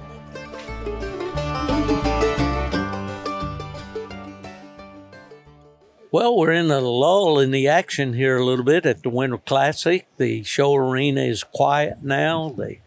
The Friday show is in the books. As far as the registered dogs, the dogs without titles, and the pairs competition, all judged by Charlotte Overton today. Had a real good crowd here for the show, and of course, it was pretty noisy as I've recorded some of the other people that stopped by the booth, but I'm really glad to see this guy because I've known him for quite a long time through our mutual friend, Lee Currens from South Carolina. And Lee and I have been running together for many years back in PKC and AKC days with the dog shows and all. But this guy here is, he and Lee go back a long time as well. Tommy Lanning from South Carolina. How you doing, Tom? I'm good, Steve. How about you? Good. What town are you in over there? Belton, South Carolina. Belton. Yes, okay. sir. Is that up around Greenville area? Yeah, it's in between Greenville and Anderson. Okay. It's kind of in between Greenville and Anderson. Yeah. Years ago, I don't know if you were into coon dogs back then, probably not. They used to have a world champion water race at Anderson, South Carolina. Did you ever hear of that? No, sir, I did not. There was a guy named Jim Mathis. People will remember him. He had a dog called Carolina Casey. I know that name. Yeah, I know the dog name. Won the ACHA World Hunt a couple of times. Yep. And I think he was one of the guys that was in with the Grand American Association and all that. But I remember they used to have a world champion water race. That's just another thing from the archives, folks. I don't know where these things come back, but that's going back a long time. I wonder what club. You got any idea what club? I really don't remember. I don't even know if there's a club there anymore or not. We still have a club in Anderson. Oh, okay. Yes, Well, sir. it probably was that club. Yeah, well, there's a big lake. I think it's Broadway Lake, maybe, that kind of backs up into the clubhouse down there. So they could have been out of that clubhouse. Yeah. I will ask some folks in Do Anderson. that, and we'll do some research on that and I see will. if it. But your coon hunting experience, I guess, started with Lee Kearns, did it not, or were you into it before then? I'd probably been into it maybe 6 or 8 months, maybe a year. I don't know, maybe a year or so before I met Lee. Actually, my sister was dating a gentleman from Williamston, or a young man from Williamston at the time, and Lee lived in Williamston. Yeah. And now it's just outside of Greenville. Outside of Greenville, Belton, kind of where I live now. Yeah. Okay. And I just happened the guy that she was dating, his dad owned a gas station there in town, and I happened to be there with her one day, and I was standing outside with David Holland, is the gentleman I'm referring to, and there was some dogs barking, and somebody said, "David, is that your beagles over there barking?" And he said, "No." He said, I don't have beagles. I've got coon hounds. And I'd always wanted to go coon hunting, and probably from the Red Fern Groves, probably from where the Red Fern, grows. And when he said that, it kind of perked up. And, I said, "You got coon hounds?" He goes, "Yes, sir." And I said, "Man, I'd love to go hunting with you one night." So it kind of started from there. And I hunted with David Holland for a little while, and I hunted with a guy named Larry Moore. Do you know Larry? Yeah, he was a plot guy, wasn't he? No, he had Walker dogs, but later in life. I'm thinking of a guy in North Carolina, I believe, by that name. Larry was from the Piedmont, Williamston, Belton area. Okay. All from that area. Yeah. And I hunted with Larry for several years, and then kind of, I guess, me and Lee, I don't even really remember where me and Lee kind of teamed up together, but I've been hunting with Lee since I was 12, maybe 11, 12 years old. Okay. So, and I'm 50 this year. So we've did a lot together for many years. For sure. What a great guy he is. And yes, sir. I've mentioned on this podcast before, one of the most giving guys, one of the guys that we talk about our friends, and we have friends. I've been blessed with a lot of friends, but there's kind of an inner circle that we have of people that we hold closer, than others. Yes, just because we seem to just have a bond together. And Lee's been that kind of guy with me. He and we share a lot of phone calls together, not near as many as we should, or I should. But I've always loved and respected Lee Kearns. He's just been a top-notch guy. And it's great for me to see here. I was watching the bench show a bit of it here earlier today, and he's still out there showing his dogs. And Lee's past 80 now. I don't think he'd mind us saying that. And he won the Walker male part, and he was in the final cut for the best male of the show with the new dog that he's got. So, Lee and I want to talk about you, Tommy, but Lee and I've had this conversation so many times. He always kind of took offense at the fact that people thought he was just a show dog man. Oh, yeah. But Lee, in his day, when he was physically capable, he was quite a coon hunter, wasn't he? Mm-hmm. Yeah. Well, and that's one of the things that I kind of, I guess, took away from him over the years. I kind of took the same philosophy he always took. I wasn't going to hunt no ugly dog. If I'm gonna go down to my dog kennel and feed a dog, I want to be able to look at it. I don't want to feed no ugly dog. Yeah, that's fat. We used to have an old saying: you don't want to have to back up with the feed pan, right? That's it. A good-looking dog can trick coon just like an ugly one. That's true, and I'm like that too. I had a dog that my dad and I together won plot days opposite sex one year. That was for the high scoring male. Mm-hmm. A little female, Heath Heights won the female part, or the overall part.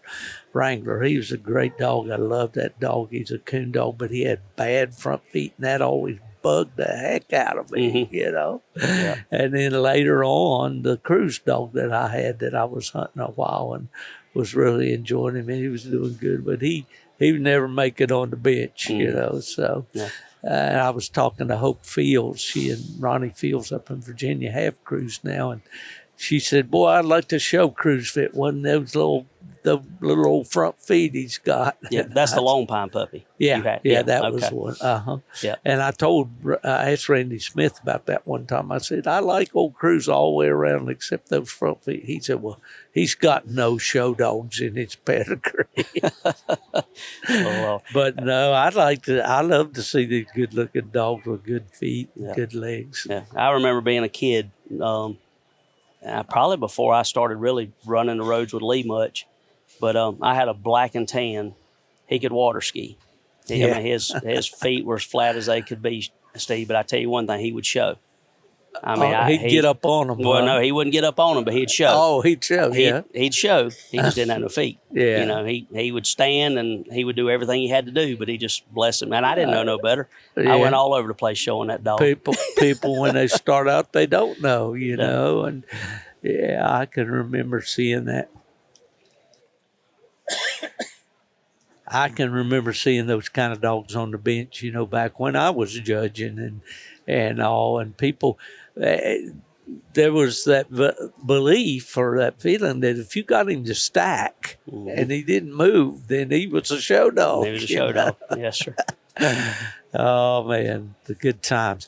Well, I was pleasantly surprised at Grand American to see your daughter, Lauren. I hadn't seen her in quite a long time. Yes, sir. And she's married now, and I understand you're going to be grandpa here before long. Yes, sir. Come sometime May. Right. Yeah, so, but Lauren got real active in the bench shows with that little female something Bell. Well, it's a little Southern Belle. Southern Belle. Yeah. So Lauren was 9, 10. I think she showed. We traveled a good bit from the time she was 9 till about 13.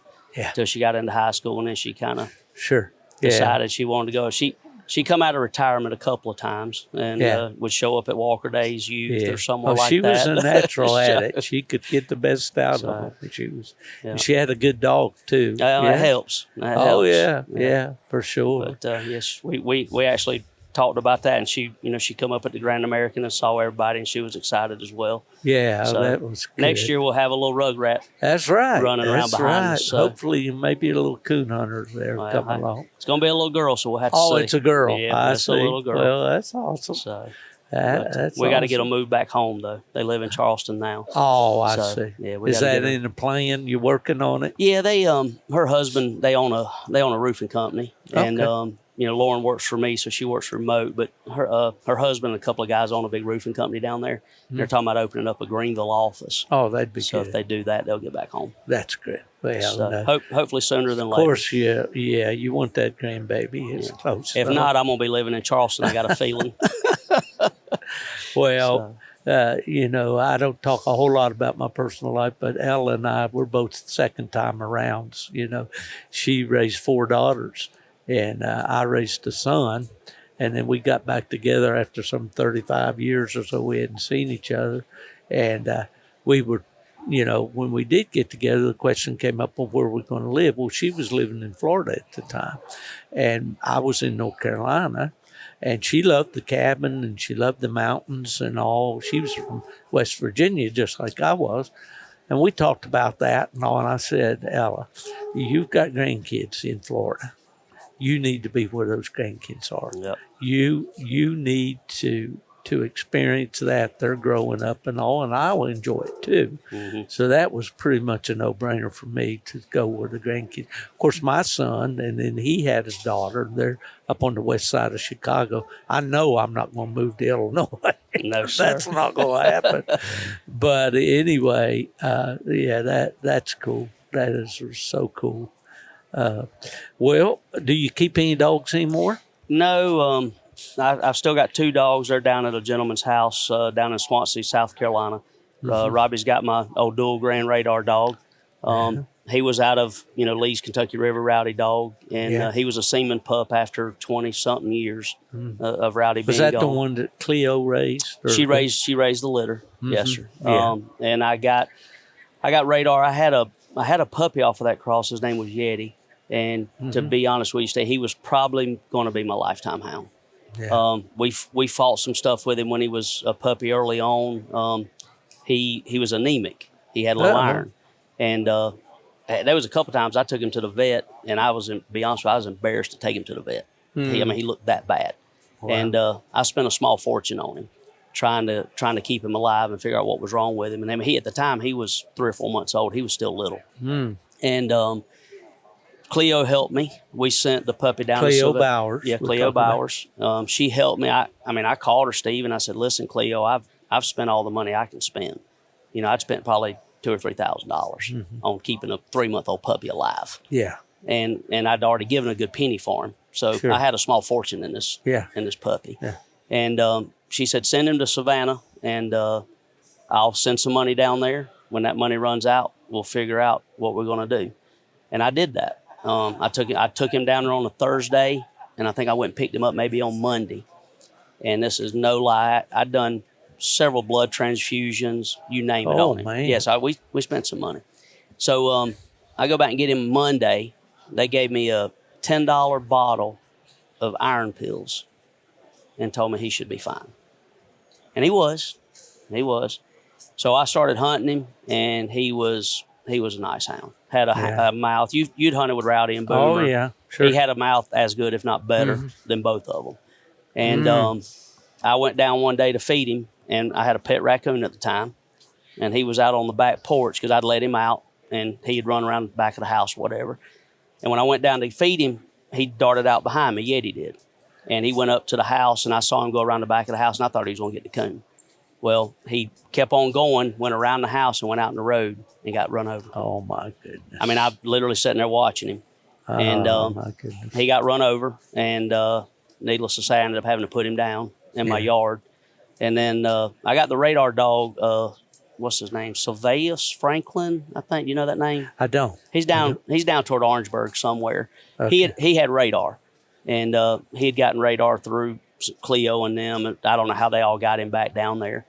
And it's funny because I went and got radar, and I hunted him some, and I'm going to be honest with you, I'd about gave up on him. And it's ironic because we were going to the woods one night, me and my buddy Andrew Gaines. I think you've met Andrew a couple of times with me. And I told Andrew going to Clemson to the game management hunting land over there. I said, Andrew, if this dog don't do something tonight, he's gone. I mean, I'm not wasting no more time or effort on him. He's gone. Stevie split tree from the other dogs, some good dogs that night, and he never looked back. Yeah. I mean, I you know, granted that's him kind out. of ironic, but I've heard that story several times over the years, and it was with Lee Logan up in Pennsylvania with the Cloverbred dogs and all. That talked about a female that he had, and that was her last ride. She was going to the train station. That's what I told him. He must have heard me. He said, I got a pretty good home here. I better figure this out. That's right. And she flipped the switch and went right on. You know, that's crazy. So I took radar on and made him a dual grand. He was the only dog out of that litter that I don't know that really got promoted much or hunted much, but he was the only pup out of the litter to make a dual grand. I placed him 5th at the Grand American. He was the only dog in the cast to tree 2 coons, and it was a Grand Night cast, high-powered cast. Yeah. He was the only dog to tree coons. So I won my cast a couple times at Autumn Oaks, and both times he was the only dog to tree coons at Autumn Oaks. So he was a nice hound. He's probably my second lifetime hound. I would say Yeti was probably going to be my first, but I never got the opportunity to fully enjoy what he had coming. Yeah. Well, these dogs can be heartbreakers, that's for sure. You know, they don't live, at the best we can do, they don't live very long in comparison to ourselves. And, the problem with this sport, if you want to be competitive, you got to keep moving. I mean, once a dog gets 6, 7, 8 years old, you got to have one in the pipeline. Oh, you do. If you even in the show arena, you know, if you want to be competitive, you got to keep them in the pipeline. Yeah, and you can be out of business so quickly in this sport, just like you say, freak things like that. You know, these dogs put themselves; they have no regard for their own safety.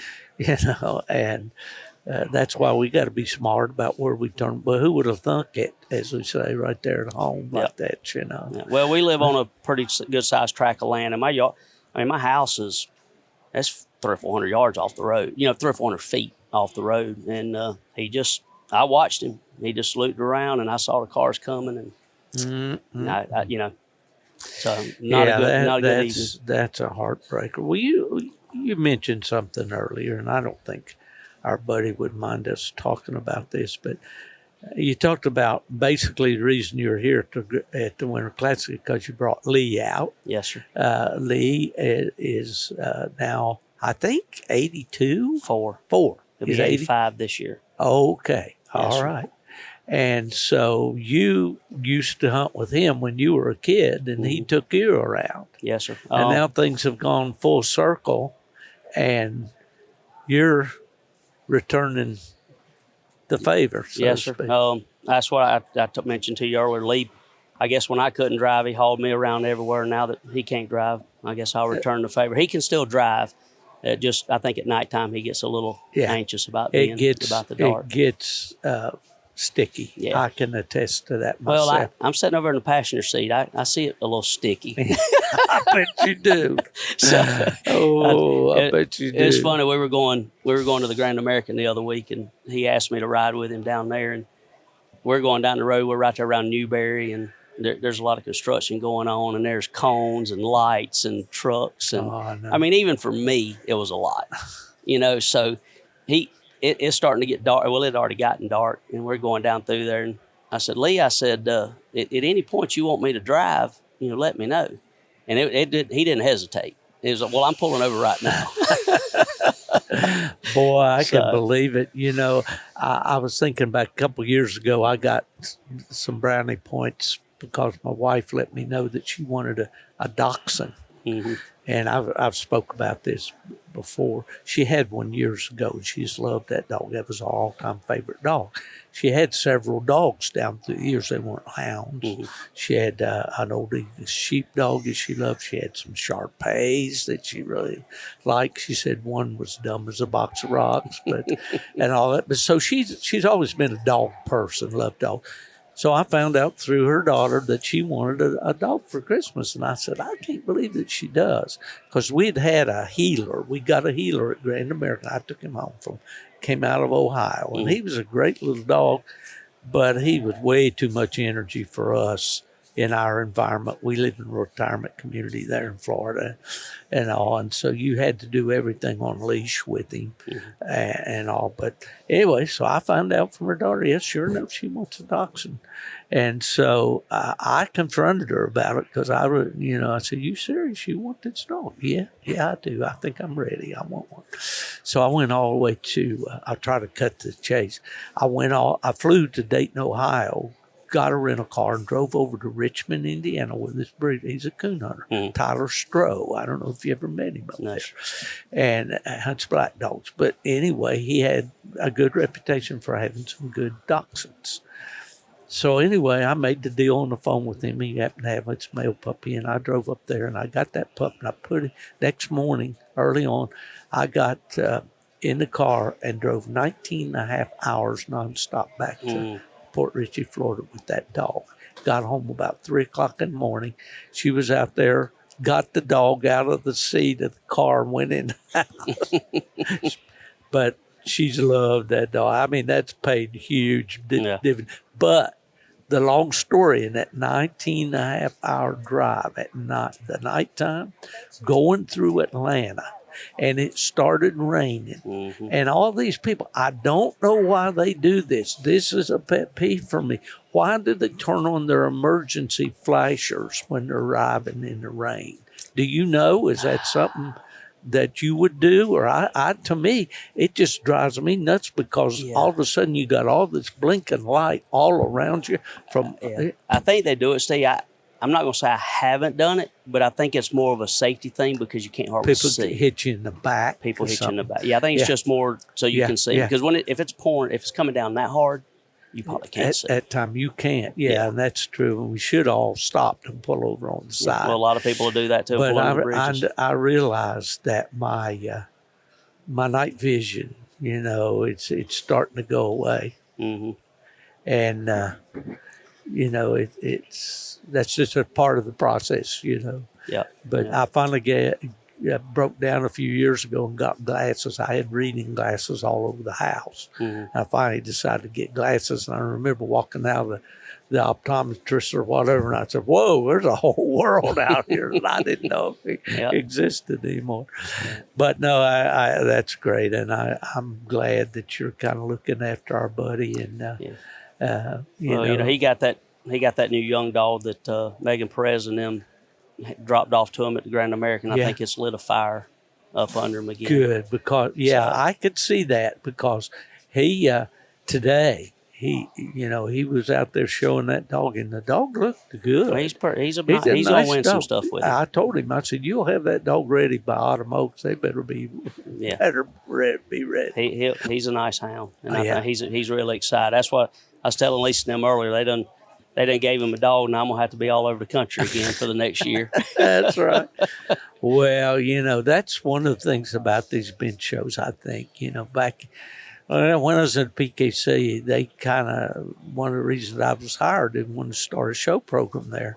And some of the old hardcore hunters said, what are you doing giving money to these show dogs? And, I look around here today when the show was going on, and so many young people. We mentioned Lauren, when she was young, and how much she enjoyed that during that time and all. And even though she's got a family coming now, a baby, and she's building her own family and all that, she's always going to remember those days. Oh, yes, sir. And she's always going to have a fondness for coonhounds and coonhound people, even if she never did. Yeah. Yes, she met a lot of good people. And that pays big dividends for us because we're just a little bitty fraction of even the hunting world.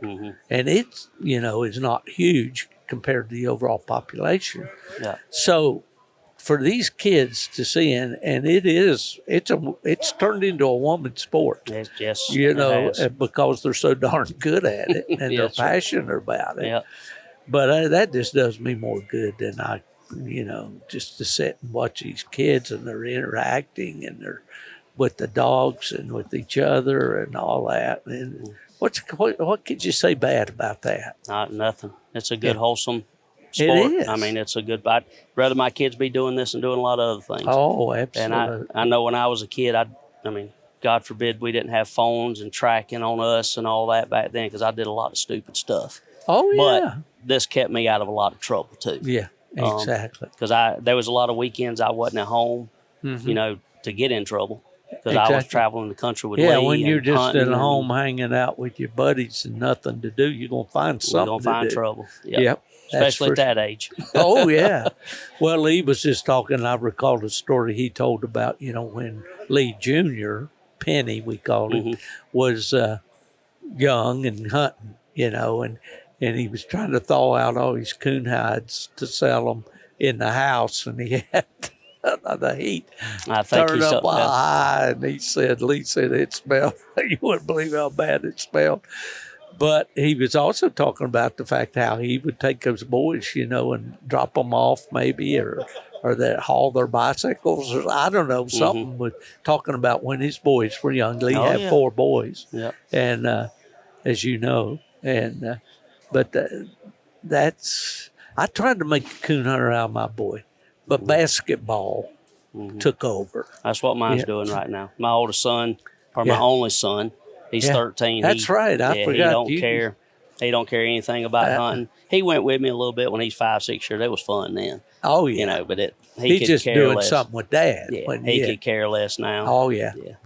You gotta love it. It's got to be something that gets down deep. Yeah, well, I've always told anybody that ever wanted to go with me, you'll go once or you'll go a bunch. Yeah. I'll break you tonight, or you'll want to go more. You either love it or you hate it. When I lived in Michigan, I had a lot of guys say, I want to go coon hunting with you sometime. I said, come on, bud. Just get, if it'd be wintertime, I said, just wear some good boots and a warm, I got a light for you, but warm clothes and we'll go. And usually it was one and done. Oh, yeah. Yeah. Well, I remember a lot of nights, even when I was hunting hard back a few years ago. I mean, it'd be nights I'd scratch my head and be like, what in the world are you doing? And you could be at home, cuddled up in the bed, good warm bed, and you out here chasing a dog around in the woods. I've had that feeling many times, and it was usually when I was in Michigan. I hunted a lot by myself. And I'd be up there humped up against an old oak tree or something on the edge of a cut cornfield. And I could look over a quarter, sometimes maybe not half a quarter, at a farmhouse over there. The lights on. I say, that farmer's over there. He's either cranked back in the recliner, or he's in bed with his wife in a nice warm bed. And I'm standing out here all humped up here about to freeze to death waiting on a dog. I said, there's something wrong with this picture. Yeah. But I loved it. Yeah. I always loved it. I tell people this, and I mentioned it the other day on a podcast. My role now is a cheerleader. I'm cheerleading for all these young people and all the for the sport, naturally, that it'll go on, that the kids will be able to enjoy it. It may come to the day where hunting, it's a thing of the past, where all we will have is these shows and maybe some controlled field trials and things like that. But if it is, it is. But we're going to, try to, and I applaud UKC and PKC and Pro Sport, all the organizations that are trying to keep this thing new and fresh and all. But, I think as we look down the road, it's going to get tougher. Oh, it is. Well, I've seen it even in the last few years. I mean, as well as I do, just hunting land in general is hard to come by. And the deer hunters are keeping a lot of that. I know down around our house, they lease a lot of land and that you can't hunt it. You can't hunt, you can't find private land. That was one of the reasons I stepped back a couple of years ago when mainly Preston started dirt bike racing. We were traveling a lot and doing that. But then I lost a club land that I had, and I lost some other, just some other spots that I had. I had 5 or 6 turnouts that I could do on a nightly basis, and I lost all that almost overnight. And then I kind of got, I was like, you know what? It's gotten to worse, more work. Exactly. Well, for me in Florida, summertime, forget it. I don't even try to hunt. Oh, down yeah, I there. wouldn't either. But in the wintertime, like now, you basically have to go to the wildlife management areas because the deer leases and all of that, Same way with us. And so I have to drive an hour to hour and a half to turn a dog loose. So it's definitely, and I was noticing even in Michigan where I lived, I had I don't believe you came up with Lee and hunted with me in Michigan, did you? No, sir. I know some of his other friends, Harold Kay and Fred Sims, were up and all, but, I began to see right about the time I left there to go to North Carolina for AKC. I noticed that they were building subdivisions in on some of my farms and all, and it was coming, and it's a sad thing to see, but Florida, they've ruined Florida. I loved Florida in the 60s. I went to college there in Central Florida in Lakeland, and it was orange groves and cattle farms and lakes full of big old bass. Yep. And I loved it down there. It was great. Yep. Dove hunting, quail hunting, all this stuff. Now it's wall to wall building everywhere you look. Yep. I was down in Florida. That's been, I guess, about a year ago. And I was in the West Palm Beach area, and we left there and went up to Lake Okeechobee, and all through Clewiston, there. Now that's a different world. Oh yeah, that's still an old. That's the old Florida. Well, that's almost cowboyish. Yeah, it is. It's kind of like the old Wild West. Did you go to Yeehaw Junction? Did you drive through there? Is that in Okeechobee? It's north of there. Okay, because we ate. It's kind of like if you were in Vero Beach and then come across. You can drive for miles and miles and miles, and it was cracker country. So the cowboys. The word cracker didn't have the connotation that it does today. Their whips. They cracked their whips. They were cowboys, and they called them crackers. And that's where the word Florida cracker came from. But there were some huge cattle ranches in that area. Yeah. Well, we ate at a little steakhouse called I think it was called Okeechobee Steakhouse. Okay. And that was about the only thing there in town. Yeah. And the guys come in. I would have thought I was in Texas. Oh yeah. I mean, they come in. Cowboy hats, boot. I mean, the whole 9 yards. Yeah. But that ain't what you picture Florida. No. Especially if you don't picture Florida. Well, I read a statistic a couple of years ago. I was looking into stuff, and there's more mama cows in Florida than there is Texas. They still raise a lot of cattle. We hunt, and when I had good hunting in Florida when I first moved down this time, my buddy's kind of retired now, and he was my access to all those ranches. He's a farrier, and he had access to a lot of properties to hunt, cattle ranches. Oh yeah, it's still real big down there. Yeah, but most of them are sewed up, leased out to deer hunters or hog hunters and stuff. Coon hunter doesn't have much clout in Florida. No. Well, Tommy, it's great to talk with you. We burned up 32 minutes of your life that you'll never get back. I enjoyed it. I always enjoy spending time with you, Steve, and talking with you as well. Brother. I do too. And, you know, I guess it's that association with Lee, because I always figured anybody, and Lee was always talking about Tommy. And you've been a good friend to him and to me. And I've enjoyed the hunts we've taken together at Autumn Oaks and things like that. I hope we can do some more. Would love to. Yeah. So. All right, Tommy Lanning from Belton, South Carolina. Belton, South Carolina. Thanks for stopping by, Tommy. Thanks, Steve. Yep.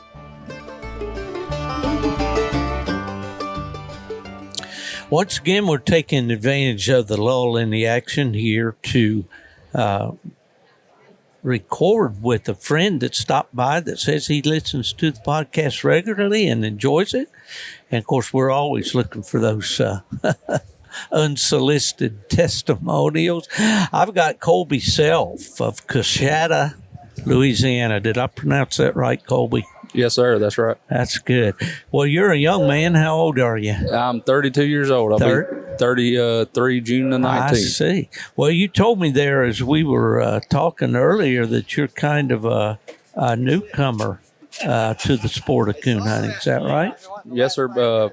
February of last year is when I really got into it hot and heavy. I went a few times as a kid, and it's a little different when you're older and you can do it on your own. I got you. Yeah, you as a kid, did you go with a parent or with friends or what? I actually went with a friend of mine, or it was a friend of my dad's that he worked with, and he had a few blue ticks, and I went with him a few times, and we ended up moving off, and I didn't get to go with him much more. But you don't ever forget it.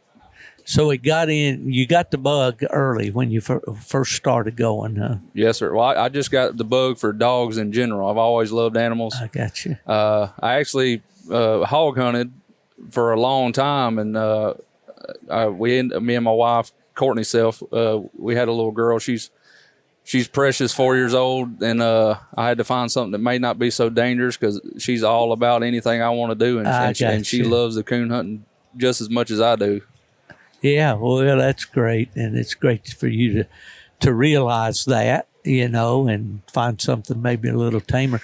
I tell people all the time, or through the years we've said, you know, it's good to coon hunting is a good gateway for kids and new hunters to get into hunting, you know, because of the fact that the animals are involved, and you don't have to get out there and sit in a deer stand and be quiet and freeze to death and all that kind of thing, you know. Yeah, she's definitely not about sitting still or being quiet at this moment. I fully understand. I do. Well, you kind of piqued my interest when you said that you listen to the podcast and you enjoy it, and I believe you even told me it's one of your favorites. Yeah, you just drawed a blank on me. That any of them, any coon hunting podcast, coon hunting podcast. Yours, the Coon Hunting University. Daniel Faulkner or Felker. Felker. Yeah, the boys, the Coon Hunting Confidential boys. Yeah, Coon Hunting Confidentials. If they can't get you laughing, I don't know what will. Those are crazy guys. I've known Daniel for a long time. He was a friend, and when he was younger, hunted a lot with our mutual friend David McKee over in South Carolina, and David runs the Grand American over there. He's president of South Carolina Coon Hunters president and all, and worked for me as a field rep at AKC. And David's just family. He's just a great guy, and he would talk about Daniel this and Daniel that. Well, that's how I got to know Daniel. You know, and then when we started these podcasts and all of a sudden out of the blue, I see he's wanting to do podcasts, you know, so we kind of back and forth a little bit at first, and I tried to encourage him all I could, but for no other reason than I enjoyed the stuff that they were putting out, you know. Now, it's a little edgy for some people sometimes, you know, and they'll say, well, this is not necessarily for, you know, children or whatever, and that's just mainly some of the language or something along, but they're funny. They are funny dudes, and I've met them all in person, and have recorded with them in person a couple of times, and they're just fun. I've tried to get the wife to listen to me to a few of them on the way coon hunting. She tell me quick, hey, so if you want me to keep going with you, you're gonna have to cut this off before we get off in the woods. I said, they're just stories. It don't mean it's gonna happen to us. She said, well, you never know. Yeah, she didn't want to think about it, right? Right. Well, do you still hunt? I do. I live in Florida now, and have for the last 10, 11 years. The last time I went coon hunting was about 2 weeks ago. I don't have any dogs in Florida anymore. I have 2 dogs, one in North Carolina, one in Virginia. And I have partners on those dogs. They own as much of them as I do. Right. So I kind of keep my hand in that way. Florida's a tough place to hunt. You living in Louisiana, you probably understand some of that. Are you in the northern or southern? Where are you? I'm in the northern end of up around Louisiana. Monroe? Shreveport. It's about an hour south of Shreveport. Yeah, okay. Well, I'm familiar with that area some. We were talking with Dexter Watley earlier here today, and Dex lives in what they call that Arklatex area there. He's in around Bivens, Texas, or around Atlanta. But I've hunted in that area and had a lot of hunts in that area over time. Yeah. Well, I traveled, me and a good buddy of mine, Daniel Reimer, he got into it. We met each other on Facebook about the same time. We both started getting into it, and me and him hunt together 3 or 4 nights a week. But that's awesome. We're used to hunting a bunch of water and swamp and big woods, and that the little dog I was hunting last night, a buddy of mine owns him, Justin Wise. I appreciate him letting him bring me over here. Mine just wasn't looking good enough for me to think that I'd do any good. And he got treated over a mile, and I hadn't walked any hills like what we ended up last night. In the hills. It was over by Sardis Lake, and it was up and down the whole mile. All the way to him. If I'd have stepped out on the porch, I could have probably heard y'all tree, because that's where we stay over there on the lake. You could have, because we weren't. He wasn't treed. I bet it wasn't 100 yards off the bank of the lake. I'll be. Well, I saw on Facebook, maybe you saw that this week, that a guy had lost a dog over there. I believe it's a Walker female. He said he was hunting on that John Kyle Park over there, and that's where we stay, in the cabins over there. Right. It's about 10 miles from here at the Civic Center. But did you have a pretty good hunt, or? We actually ended up with a dead cast. The other cast members draw some minus pretty early, and I treed in quick, I struck in pretty quick for 50, and it took him a long time to work a track, and I heard him come on the tree with 5 minutes left, and I went ahead and treed him, and we was walking to another gentleman's dog, and we got in there, and he had moved, and we got it. Finally, he was 1.19, and I could still hear him treeing somehow. And we got in there closer to him, and he'd been treeing for well over an hour. Yeah. And when we got in there to him, he was back on the ground. Yeah. And, but I couldn't be mad at him. He's not even 2 years old yet. That's right. Is that a Walker dog or what? No, sir. He's actually a blue tick. Yeah. I got it pulled up here. He's looking at his phone, folks. He's out of Northern Creek Champ and Phillips Brandy. Okay. I believe that's the. Is the Champ dog the one that John Strickland was hunting? Yes, sir. I believe so. Okay. I believe that's this dog's daddy. We got some announcements in the background here, folks. We're going to pause just a second. I hear Alan Gingrich with UKC, and they're probably going to be drawing the dogs here for the evening hunt pretty quick. Well, that's coon hunting. Sometimes you have a real good time and it's all action packed and the score's good, and other times it's just coon hunting. Anytime you get to go to the woods, to me, is a good time. It's a good time. It's better than sitting on the couch watching TV. Oh, I agree with that 100%. And I think almost anybody that's listening to this, they might not tell their wives that, but they feel the same way. Well, that's cool. Well, you interest me because you haven't been into it now for all that long. Now you've been back in about a year, you say, or what? Yes, sir. A little over a year.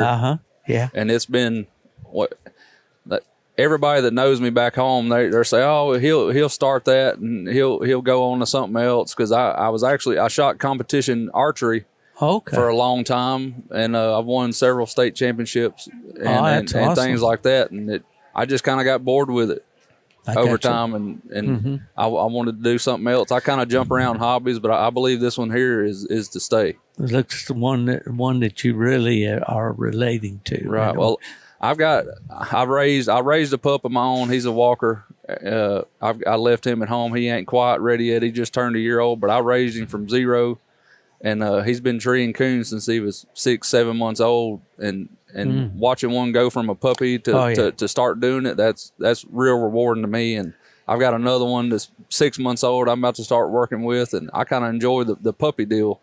Well, you're probably an old soul. I mean, you kind of talk like guys from my generation and those, in between us that got a lot of enjoyment, out of that training process and seeing the dogs develop. And you got a good chance, from what I'm hearing from you, to be a really good dog man, because you kind of got to have that down deep inside. I think that you really appreciate the basics. And seeing that young dog develop, Right. Well, you may you wouldn't believe it, but my top puppy starter is a yellow stray cat that's around my house, and if they can get to where they can run and tree her, they ready to start taking to the woods. Yeah. And well, we don't want animal control down on us here for chasing house cats, but no, I get it, because cats will run better sometimes for puppies, than a coon. A coon will just go up the first bush usually, she's way smarter than those dogs ever thought about being. It's funny to watch them. I don't put no big dog on them or nothing, but little old 6-month-old puppy, not knowing they just want to chase something. Oh yeah, it is hilarious at times. Yeah. Wife gets on to me because she feeds it. Yeah, and the daughter calls it hers, so I guess it's to stay. It ain't really so it's a family anymore. Affair, then, isn't it? That's cool. I'm trying for it to be. They both like to go. Daughter more than some. I got it when I go during the week, which I go a lot. I got to tell her to go to work. I'm going to work. If she knows I'm going coon hunting, she has a meltdown. Oh yeah. And how old is she? She's 4. Yeah. Well, that's good. That's good. Well, she's going to enjoy. We've had this conversation earlier today with some other fellows. Right now, she's just loving being with Daddy. Yep. And out doing what you're doing, because you're the big guy. You're the source of that fun. Well, Mommy's always important, but it's But the proof will be as she gets older, when other things start competing for her attention. Right. Maybe it's sports, her friends at school, and so forth. Man, I'm hoarse. I'm hacking here today. But I think it's wonderful that you have, you're in introducing her to the sport and all. That's this is the first big competition we've ever been to. We wasn't expecting to come over here and win or anything like that. Mm-hmm. We just wanted to experience it, really, and it's been a good time. Did you bring the family with you? They did not. Okay. They did not. I didn't know what it was going to be like over here. Didn't know if they would have anything to do, much less during the day. And me sleeping most of the day, and them having to sit at the cabin. So yeah, I got you. Maybe next year. I was talking to a friend of mine, Daniel. I said we ought to try to make one of these, at least one a year. I'd like to go to I'd like to go to the Grand American and see them all. You know. Well, they're all a little different, and then they're all have similarities. You know, you got a big entry, you know, with a lot of dogs out there hunting, whether you go to Autumn Oaks, Grand American, or Winter Classic. And as far as the crowds and all, those are going to be your big events. I believe somebody was telling me that they hunt more dogs here just about than just as much as all the rest of them. Well, I don't know what the numbers are. I've got a walk-up entry, and I was one of the first ones up there, and I'm number 352. Mm-hmm. So it's more than way more than that. Oh yeah, I'm sure they'll hunt more than that tonight. Just Friday nights, just in one night. Yeah, Friday nights are typically the largest night, and the reason that is because people drive a long distance to hunt to these larger hunts like this. If the dog's not operating just right, or they didn't have a good hunt the night before, and they say, well, I may go ahead and head back home. You know, so the entry kind of dips a little bit on Saturday night. But right. I actually asked the lady we got our cabin through. I said I'm only going to buy 2 nights. If I end up winning my cast Friday night, then I'll go ahead and buy one for Saturday night. But I didn't. I said if he don't do good Friday night, well, I'm going back to Louisiana. Are you staying over at Sardis Lake? Close. You turn right there going towards it. I just found it on Airbnb. On that line of cabins right along the road there. It's right off the road. They're little blue cabins up on a hill. I see. That's cool. Well, there's several cabins around that you can rent and all. That's what we do. We stay out there at that's John Kyle State Park, right? And I just get a reservation online, each year. I'm giving away my information here. Everybody be in line ahead of me, and I won't get one next year. But no, we enjoyed that. My friend Arnold Moore, Nubbin, you may have heard me talk about him on the podcast. He is with me, and we just enjoy, kicking back and take all the stuff in during the daytime and see our friends and visit and all that. That's what makes these big events like this so much fun, is the people that you see. And then there's a virtual shopping center here of anything that you want to buy for coon hunting. We don't even want to talk about that. Yeah. I've already got a phone call saying you don't need to get nothing else. She's watching that balance. She's watching the balance. I said, well, everything that I might want, it's just at arm's reach here. I said, I'm saving on shipping is what I tell her. There you go. Well, my wife, we were talking about this earlier too. She's funny about it, and she's kidding. But I tell her, they got all kinds of stuff here, honey. I'll bring you something back. I can bring you a nice T-shirt or a hat. She says, if they've got a booth with high-end jewelry, that's what I want. You might have to make a pit stop on the way home. That's right. I said, I don't think we're going to find that here. But I was going to tell you, Mr. Steve, that last podcast you was telling me about, is a heart attack or a stroke? A heart attack that you had. I'm a young fella, but I've had high blood pressure since I was 16 years old, and it makes you wonder, because I hunt a lot by myself, and I have had to go to the emergency room before thinking I was having something like that, and it ended up being an acid reflux because I'm on blood pressure medicine. But the point I wanted to make, and I'm glad you brought that up. Don't wait. Exactly. Don't wait. Don't be ashamed. Guys, I think, we're all macho guys. We're bulletproof and all that. When I was 32 years old, I didn't worry about anything like that, But there's a doc in the box on every corner around. Go in, get yourself checked out, and what has that cost you, really? Maybe a little copay, but at least the peace of mind of knowing. It'd be worth it in the long run if it is something. Exactly. Because unfortunately, I've known, as long as I've been in the sport over the years, a lot of guys that waited too long, they didn't make it. So my whole purpose of that podcast was to remind guys that you do have that ticking time bomb in there. Yep. Now, it may never act up, but if it does, when you do have a problem, you need to get relief as quickly as you can. And a lot of times that's just all on you to say, man, I've been having these chest pains. I'm not going to mess with this. Right. This ain't right. That's right. That's the whole key. Because I knew that night there was a different feeling to that. At first I thought it was indigestion, but I knew that there was something different about this feeling that I'm getting. Right. And it was, I can only describe it as pressure. Right. It wasn't a stabbing pain that, felt like my heart was going to jump out of my chest. It just felt like you're a good sized boy, like you're sitting down on my chest. Right. And it just kept getting more intense. I'll tell you, Mr. Steve, it ain't nobody to really thank for that, but the man upstairs. Absolutely. For you to be able to get out of the woods and get all the way to your truck and then drive to where the ambulance could get to you. Exactly. That's unreal. It was an incredible blessing.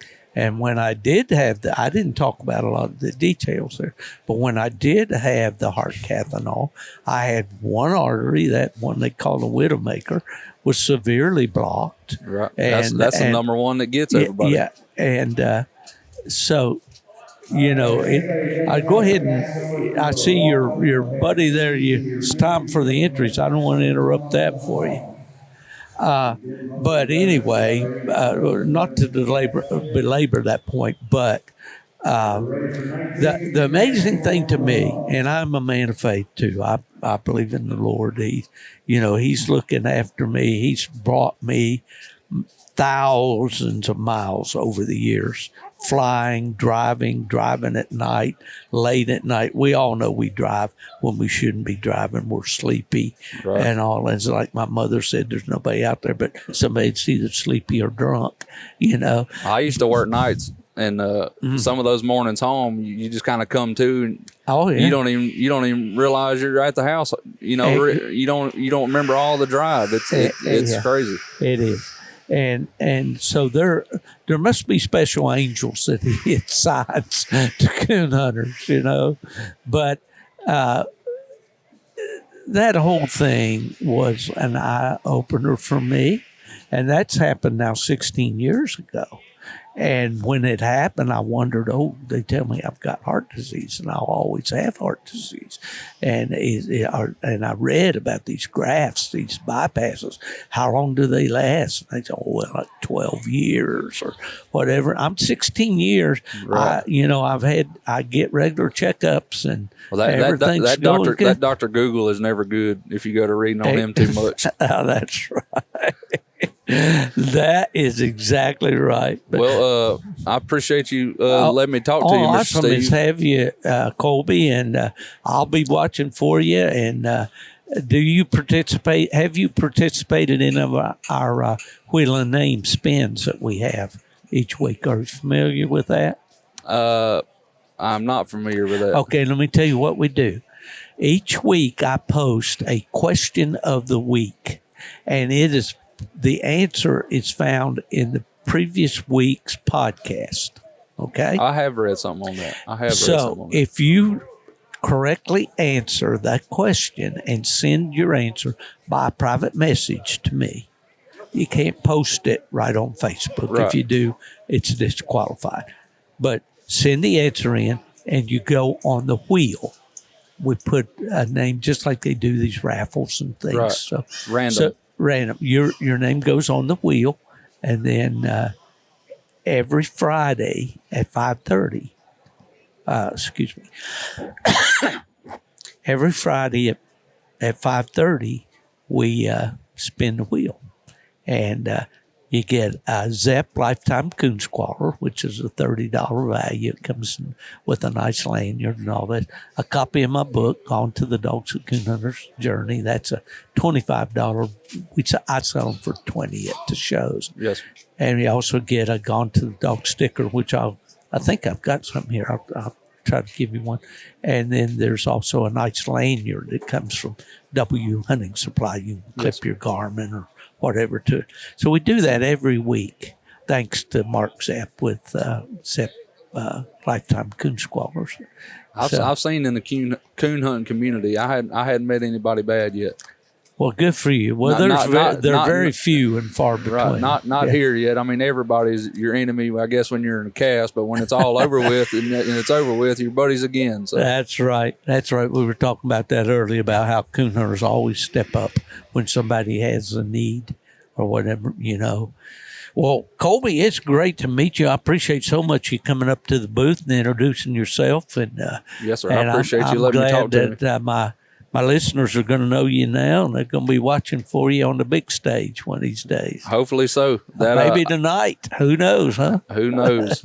I do want to thank my wife, Courtney Self. She holds everything down at the house, and all the nights of me hunting or training. Everybody, I call it pleasure hunting, but it's really training if you're in the competition world.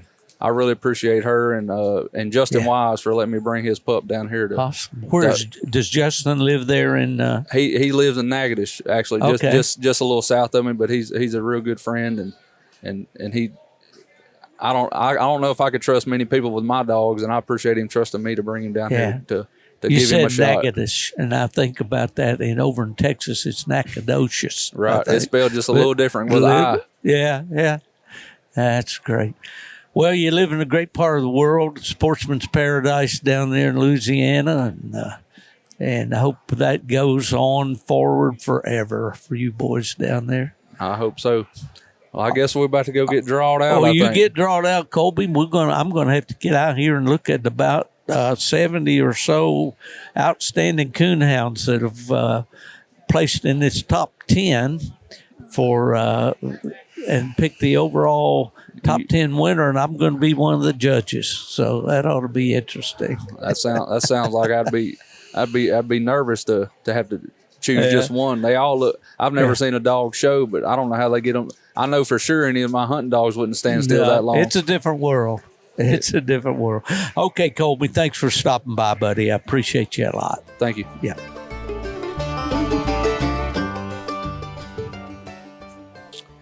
All right, folks, here we are on Saturday morning at the Winter Classic in Batesville. And we had a big day of activity yesterday. It was the first night of the Winter Classic hunt. And I'll ask our guest here in just a minute if he knows how many dogs they hunted. I didn't get that number, but I know it was a bunch.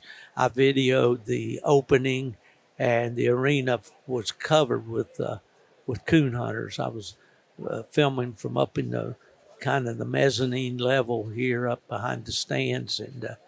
But anyway, we're sitting down here on the floor right adjacent to the bench show ring, right by the stage where UKC runs all the activities here. We had a great time last night with the top 10 bench show, and that's where the top 10 dogs, there's a point system based on dogs defeated and special wins, I think. But at any rate, it was my pleasure to be one of the three judges, see some really beautiful hounds. I almost got a lump in my throat last night as I was able to walk around and put my hands on some of these dogs, and they're just a doggone beautiful. I mean, if you're a houndsman and you don't get a lump, just see it. And that's magnificent creature that God's provided for us to enjoy. And see so many young people, especially women in the bench show arena. Man, those ladies have kind of, there's been a revolution. There's more women handling dogs now in the shows. But what encourages me the most is the kids. A lot of young people. There was a lot of young handlers last night in the ring. And believe me, if they, other than just being smaller than the adults, they had it going on. They knew what they were doing. So anyway, here we are, day 2. This is the final day of the Winter Classic. And there's a bench show. You can hear the cheers in the background. The bench show is going on right now. They're showing the champion dogs, and then they'll move into the grand champion classes. And then ultimately there will be a runoff between yesterday's winners and today's winners. But just a big day. Vendors all around. several major vendors of coon hunting supplies and products are here on the floor at the Civic Center. All the breed associations have their tables on the opposite side of the stage from where I'm sitting, and been down visiting with some of those, the officers and directors and so forth of the associations. I see Trevor Wade coming across the arena right now. Trevor is the manager of the Coon Hound department at UKC and does an awesome job. And just can't say enough about UKC and the staff they have and how accommodating they are. They take an old guy like me, you know, I'm just a has-been, but they provide a great area here for me to set up my booth and also. Anyway, that's enough for this old gravelly voice. I've got a guy here that came by yesterday afternoon, and I was packing up to head back to the show, and he agreed to come and record with me this morning. From the great state of Georgia, Chuck Pudell. Did I get that right? Yes, sir. Chuck, how are you doing this morning? I'm doing good. We had a great hunt last night. And That's what you were telling me. Tell us about that. How was that hunt? I got to draw out about 12 minutes from here. Ronnie Stark, the president of the Coon Hunter Association here in Mississippi, was the guide. Ended up with just four outstanding hunters. Had a black and tan female in the cast. It was a very nice hound, but a little red female, Wampus Cat Dottie, that my partner Bobby and I bred, trained, and raised. She ended up with 550 plus and got a cast win. That's an awesome score. Dottie, now, have I seen her on Facebook? I'm sure you have. Is she the female that raised the puppies for you? Yes, here I do recently? have. I did get one litter out of her. Cool. What's the background on your red dogs, Chuck? When I got back into this, I started hunting red dogs in the 90s, and then after 9/11, just got out of coon hunting from all the deployments. But when I came back, I started looking for the blood that I wanted. I went heavy Moonlight Kate, Aftershock, and then some Rocky blood. But she's out of an old dog I called Rangers out of Panhandle of Florida, direct out of Aftershock, and a Jericho female, and she's really coming into her own now. It's good to see the red bones out there competing. When you go back in history, back to the 40s, when the events started cranking up after the war, and especially the field trials, which were the forerunners of the night hunt, and all the red dogs they were right on top. Most of the events were being won by red dogs. In fact, a red bone was the first night champion in UKC. So they it's been, I guess popularity is not always the best thing. And back when Where the Red Fern Grows came along, it certainly brought a lot of kids, piqued their interest in coon hunting, and that's a positive. But I think a lot of red bones probably were bred for the market that maybe shouldn't have been. But I agree. But yeah. Fad breeds hurt dogs. Yeah, that's true. That's absolutely true. And, you mentioned their deployments and all. You had a career in the military, right? Yes, sir. So what did those years span? I mean, I joined as a private in '87. Grew up in Michigan, went down to Fort Benning, Georgia, did basic AIT airborne, then got stationed at Fort Benning, which is now Fort Moore.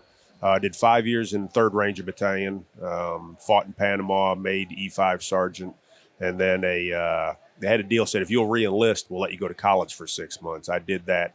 That netted me a scholarship to go to Columbus State.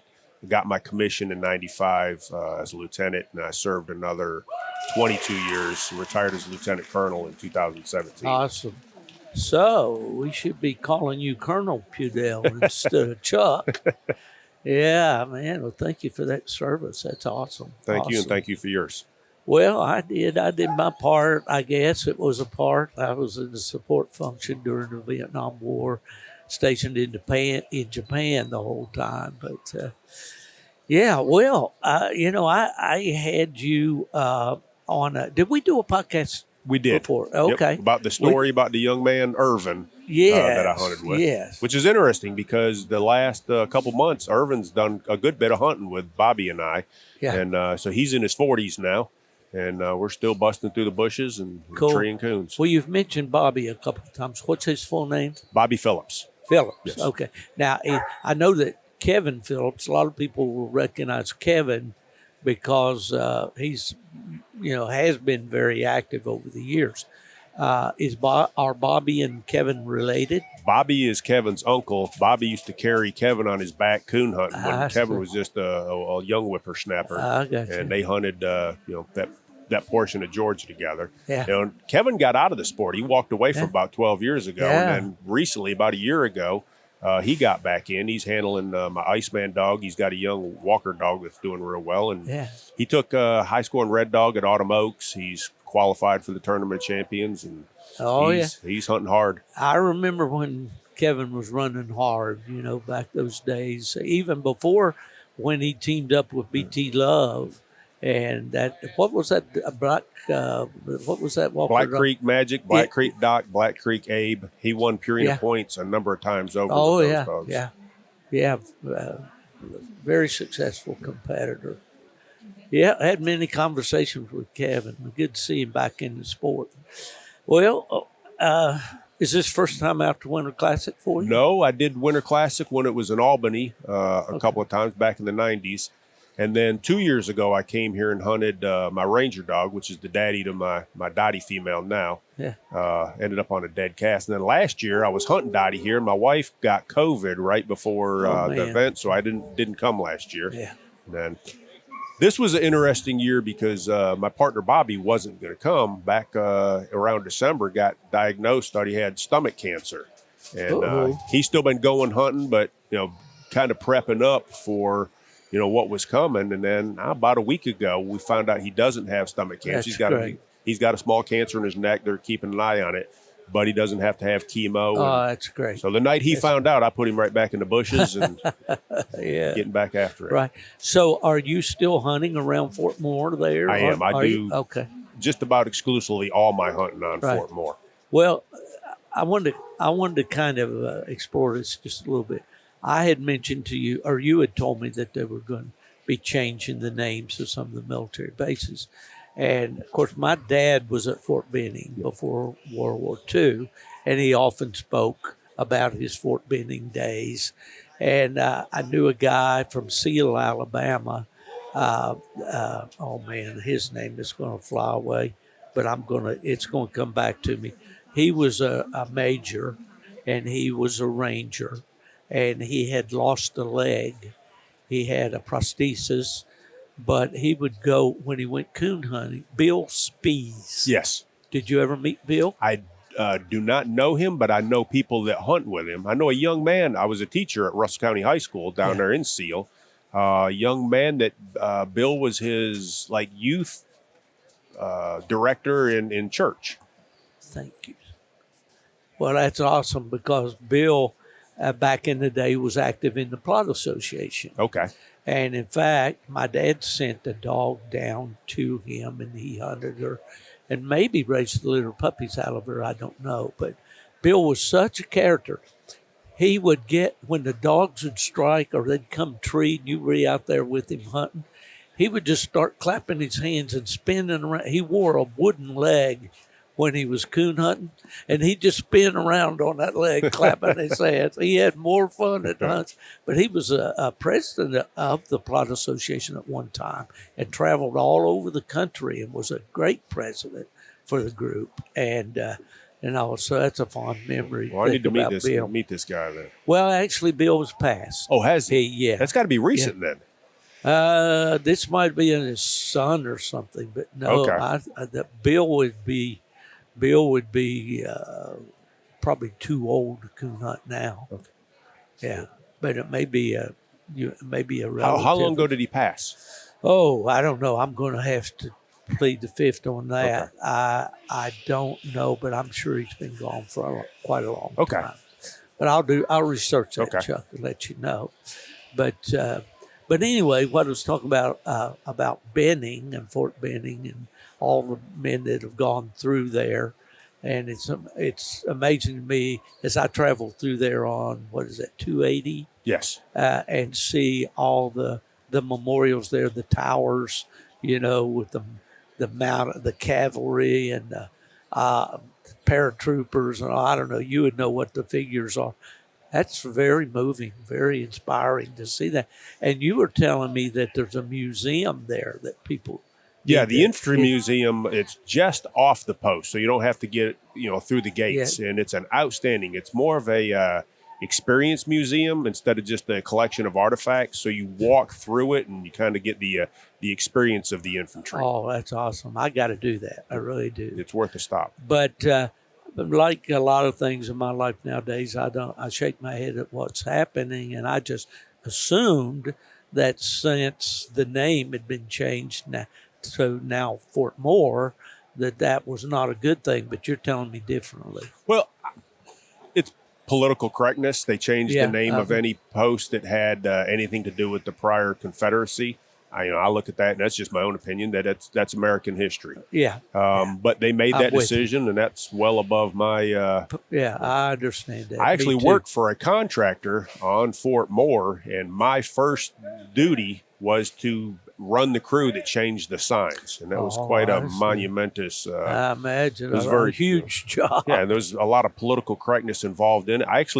I just turned those signs in a few days ago, because there's a fear that they would end up on eBay or something. They don't want somebody with a Fort Benning sign in their garage. Well, I did notice, I might throw you a curve here, there's still a Fort Benning Drive or something. Yes. Yeah. So there's still... that's like a highway or something. And, General Benning was a figure in that area. But I guess the one positive, I try to find a positive about anything, was that Hal Moore is who they've named. Yeah, that's what I wanted to get at. So if you've ever seen the movie We Were Soldiers with Mel Gibson, that was Hal Moore. He was a battalion commander in the Nha Trang in Vietnam. Just an outstanding leader, outstanding citizen. And him and his wife were very influential at Benning. I always respected her because she was, if you remember the movie, they had taxi cabs would show up at a soldier's wife's house to tell them that your husband is deceased. And I can't think I know her name. I'm not recalling her first name, but Hal Moore's wife actually had them bring the notices to her, and she became the person that would go to a soldier's. Movie. Yeah. And, yeah. Very moving. Yeah. Well, that's great. That's great, man. I love our country. I love our servicemen. I love everything about it. I don't love everything I see coming through my screen every day. But we still live in the greatest country in the world. I agree with that. Absolutely. Well, you're hunting again tonight? I am. All right, good deal. Now, do they take a top 10 or 20 or whatever each night, or how does that work for the placements, or is it an individual? Yeah, I should know this stuff because I started this hunt in 1988, but I think, it's gone through some changes and all. Do they place you each night individually? See, I'm not sure. I think it's just 2 individual hunts looked at, and then that's the way we used to do it. I believe that's the way it's worked. So we'll draw it on the cast tonight, and if we can get another cast win. So they're going to award winners for the Friday night hunt. There'll also be winners for the Saturday, and then there will be a combined score of... Will they do a Final Four type thing? They won't. Tomorrow? No? Okay, so they just take the combined score. Combined score. Yeah, well, that's cool. That's fun to still be... I'm sure it is for you. It would be for me if I was a little younger, to be out there competing with these guys. I saw a dog trailer in the truck out here from California. Whoa. That's a long way. That's a good drive. Yeah. I drew out one of the kids, he's 21, on the cast last night with a blue dog, was from Oklahoma. That's pretty good. That's a pretty good home too. Ride too. Oh, there's people here. The people are staying in the cabin next to us. They're showing dogs here this weekend. They're from around Toledo, Ohio, right up. I've seen some Iowa folks here too. Yep. So. Yeah. Well, when we started the Winter Classic back in the 80s, the idea was to have a place for the people, especially up north that were all iced in, to come and have an event. Yeah. And the AKC had been ACHA, had the Grand American back in those days. And UKC wanted a presence in the Southeast, because Southeast has always been, a strong area for coon hunting. And so that's why we settled on the idea of having the Winter Classic and settled in. We looked all over Georgia and South Carolina at fairgrounds and all, and ended up in Albany. And I used to like that event. Yeah, they call it Albany. Albany. Yeah, that's right. But yeah, great tradition, great history. I would just, I'm so thankful that I'm able to still participate in some way with these events. I have no official capacity with UKC whatsoever, but Alan and Trevor and the people at UKC treat me like family, and that makes an old guy feel good. I tried when I was with 3 different registries, and I never wanted to burn bridges behind me. I took career moves because I thought they were the smart move for my family, and they were in the long run. But I've been a UKC man forever. UKC's been my registry. My dad. It was kind of funny. I've said this before, but when the AKC was trying to build a coonhound program back before I ever worked for them, they were trying to build the stud files on the coonhound breeds, and they contacted my dad, who was not a competition hunter, but he always kept his papers up to date, and he loved the pedigrees and all. And he got a letter from AKC saying, we would like you to provide us your pedigree so we can build the stud files on the plot breed. And he didn't even, I don't think he even replied to the letter, but he just scoffed at it. He said, I'm a UKC man. He said, if they want that information, they're going to have to get it from somebody. I've always had outstanding just professionalism. Matter of fact, it was interesting. It was a number of months back. I don't remember if it was on your page on Facebook or another one. I made a comment that I'd called UKC, and I listed the lady's name that had helped me and what an outstanding and professional job. And you asked to pass that on to Alan. I did. And she reached back out to me, sent me an email, and thanked me. I was trying to remember her name because if she was here, I don't remember either. It seemed like it was Emily, but I wanted to go Emily, Megan. I'm getting bad with names. There is a Megan, I know that. Okay, I was going to go shake her hand, but I couldn't remember the name. But and I'd say as much praise I'd give UKC on this event. A lot of these Mississippi folks have they go above and beyond. Ronnie Stark and a number of those. Just good hospitality. Ronnie is a worker. Ronnie is a good friend. I first met him down here. He's a big Alabama football fan, but he lives in Mississippi. And I know a couple of years ago, he invited me to come and speak to the youth hunt that he puts on. I say I'm sure he has a lot of help, but he's into that. Yeah. He's here with these slam hunts each night. You see Ronnie, he's working. And he's a busy guy, too. He's a coroner of his county and all. And but he's just one of those good guys that are always out there giving back, to the sport. He ran, I got to be the guest speaker at the Mississippi State Youth Hunt this year. Yeah. And I said, well, if I'm going to go to it, I'm going to take kids. And as much as I love hunting and fishing, I love working with young people as much as anything. But I had a crew, a young girl and a boy out of the south side of Columbus, Georgia, kind of the impoverished area, that have started coon hunting. And took them as an African-American girl and boy, and we did the hunt in Mississippi. And we were riding back, and girl's name, Kiana Coleman, she calls me Mr. P. She said, Mr. P, I'm going to tell you something. I said, okay. She said, I was a little hesitant. She said, the only thing I know about Mississippi is what you've seen in movies or heard.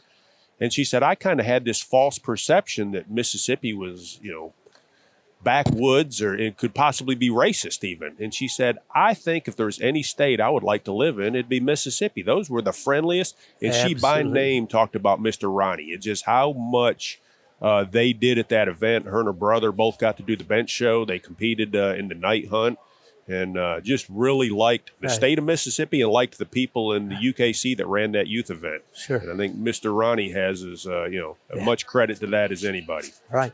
Well, I owe my connection pretty much to Mississippi to my buddy Nubbin Moore, who lived in northern Mississippi around Memphis for a number of years working. And he hunted with a lot of the coon hunters, from this area. They're doing a presentation, I guess. Oh, actually, I'm not sure what they're doing over there in the ring. There's so much going on around here. But, no, that's great to hear. I talked to a gentleman last night. I see him here each year. He wears a straw cowboy hat. He is a minister. He's been to like 3 seminaries, and of course, is a college grad. He is a black gentleman. He told me, I was talking to him last night, and was talking about lessons that his father taught him. And it was quite humorous, some of the things he told me. But, it's funny the things that our country's gone through. And we saw those movies, Mississippi Burning and all those things. And, this gentleman's family was a victim. Their farm, his father had died, his mother, they were trying to push her off the land, even to the point of burning their home. And he saw this as a young kid. But his dad had instilled in him, you hold your head high and you keep focused on who you are and what you want to be. I'm almost tearing up here, but such great stories. But that's all behind us. I hear and I know there's racism in this country. People are people, but man, come to the South. You'll find some great people. I love the South. Oh, yeah. I do. I was born in West Virginia, which in the southern part, and we were south of the Mason-Dixon line, although West Virginia fought with the Union during the war. But I was talking to Jay Milner here, and about Confederate ties in our families. And my mother was a Hatfield. Goes back to Devil Anse. He was a Confederate. So anyway, but no, I know this is way off base for coon hunting, but no, wonderful people down here. Really a beautiful country. Oh yeah, and good hunting here. Oh yeah.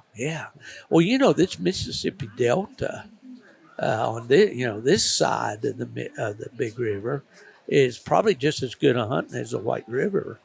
They've got the big hardwood bottoms behind the levees and all that stuff, too. So if I was a little younger man, I'd really want to explore some of that stuff, I think I drew out not 12 minutes from here, and I think the woods I hunted in had the potential to, have 1,000+ score easy on the right night. Yeah. Well, you brought a good score in there. Was that on 3 coon or more? Yeah, 3 coons. We got a second strike, second tree on the first head of woods. Recut, and didn't much happen after that. We rounded them up. Second woods, second strike, first tree. And then on the third chunk we sent them in, it was just me and another dog had remained. And black tan female got a first strike, first tree. And my dog split about 200 yards, held pressure. And that dog had slicked, and mine had a coon. So you got to love it. Yeah, it was good. I was proud to see her hold pressure like that. Oh, yeah. Awesome. Well, it's good to see you with some good red dogs out there and competing with those. I hope that's an encouragement to your compadres in the red breed that they'll get out here. And you can do it. The color doesn't matter, So I owe a lot to when I got back into this, just a number of the red bone guys that helped out, Wade Coons, Ricky Vickers, and there's a number, Bruce Simons over on the east side of Georgia. They've all helped out, and some of them I've gotten dogs from, and I think we got a pretty good line going now. Well, it certainly sounds good. Now you'll hunt tonight, and then hopefully get some rest and head back to Georgia tomorrow. Yep, I'll be back to work on Monday, and then this coming weekend I've got a club hunt and I'm going to try to hit in Alabama and then start gearing up for the Georgia State and the Alabama State. All right. Yeah, you got that. And then do you do that Peach Classic over there? I've never done that, but I want to start hitting that in the future. Yeah, that one comes in March, I think. Yeah. Yeah. Well, that's cool. Well, Chuck, it's been great visiting with you, man. Been Good great to seeing see you again. Yeah, Well, I actually got to meet you in person, but yeah. talked on the phone before. But yeah, good luck for the rest of the event, and great talking to you. Well, absolutely, and good luck tonight. I'll be watching for you. Thank you much. Nubbin and I, we kind of said, well, we won't be at the cabin tonight. We'll be back in Alabama tonight. But we'll be watching to see if that, what's that female's name? Dottie. Dottie. All right. Well, good luck. Chuck Pudell from, is it Phoenix City? Phoenix City, Alabama. Alabama, right across the line from Columbus, Georgia. It's been a pleasure to talk to you, Chuck. Thank you much, sir. Yep.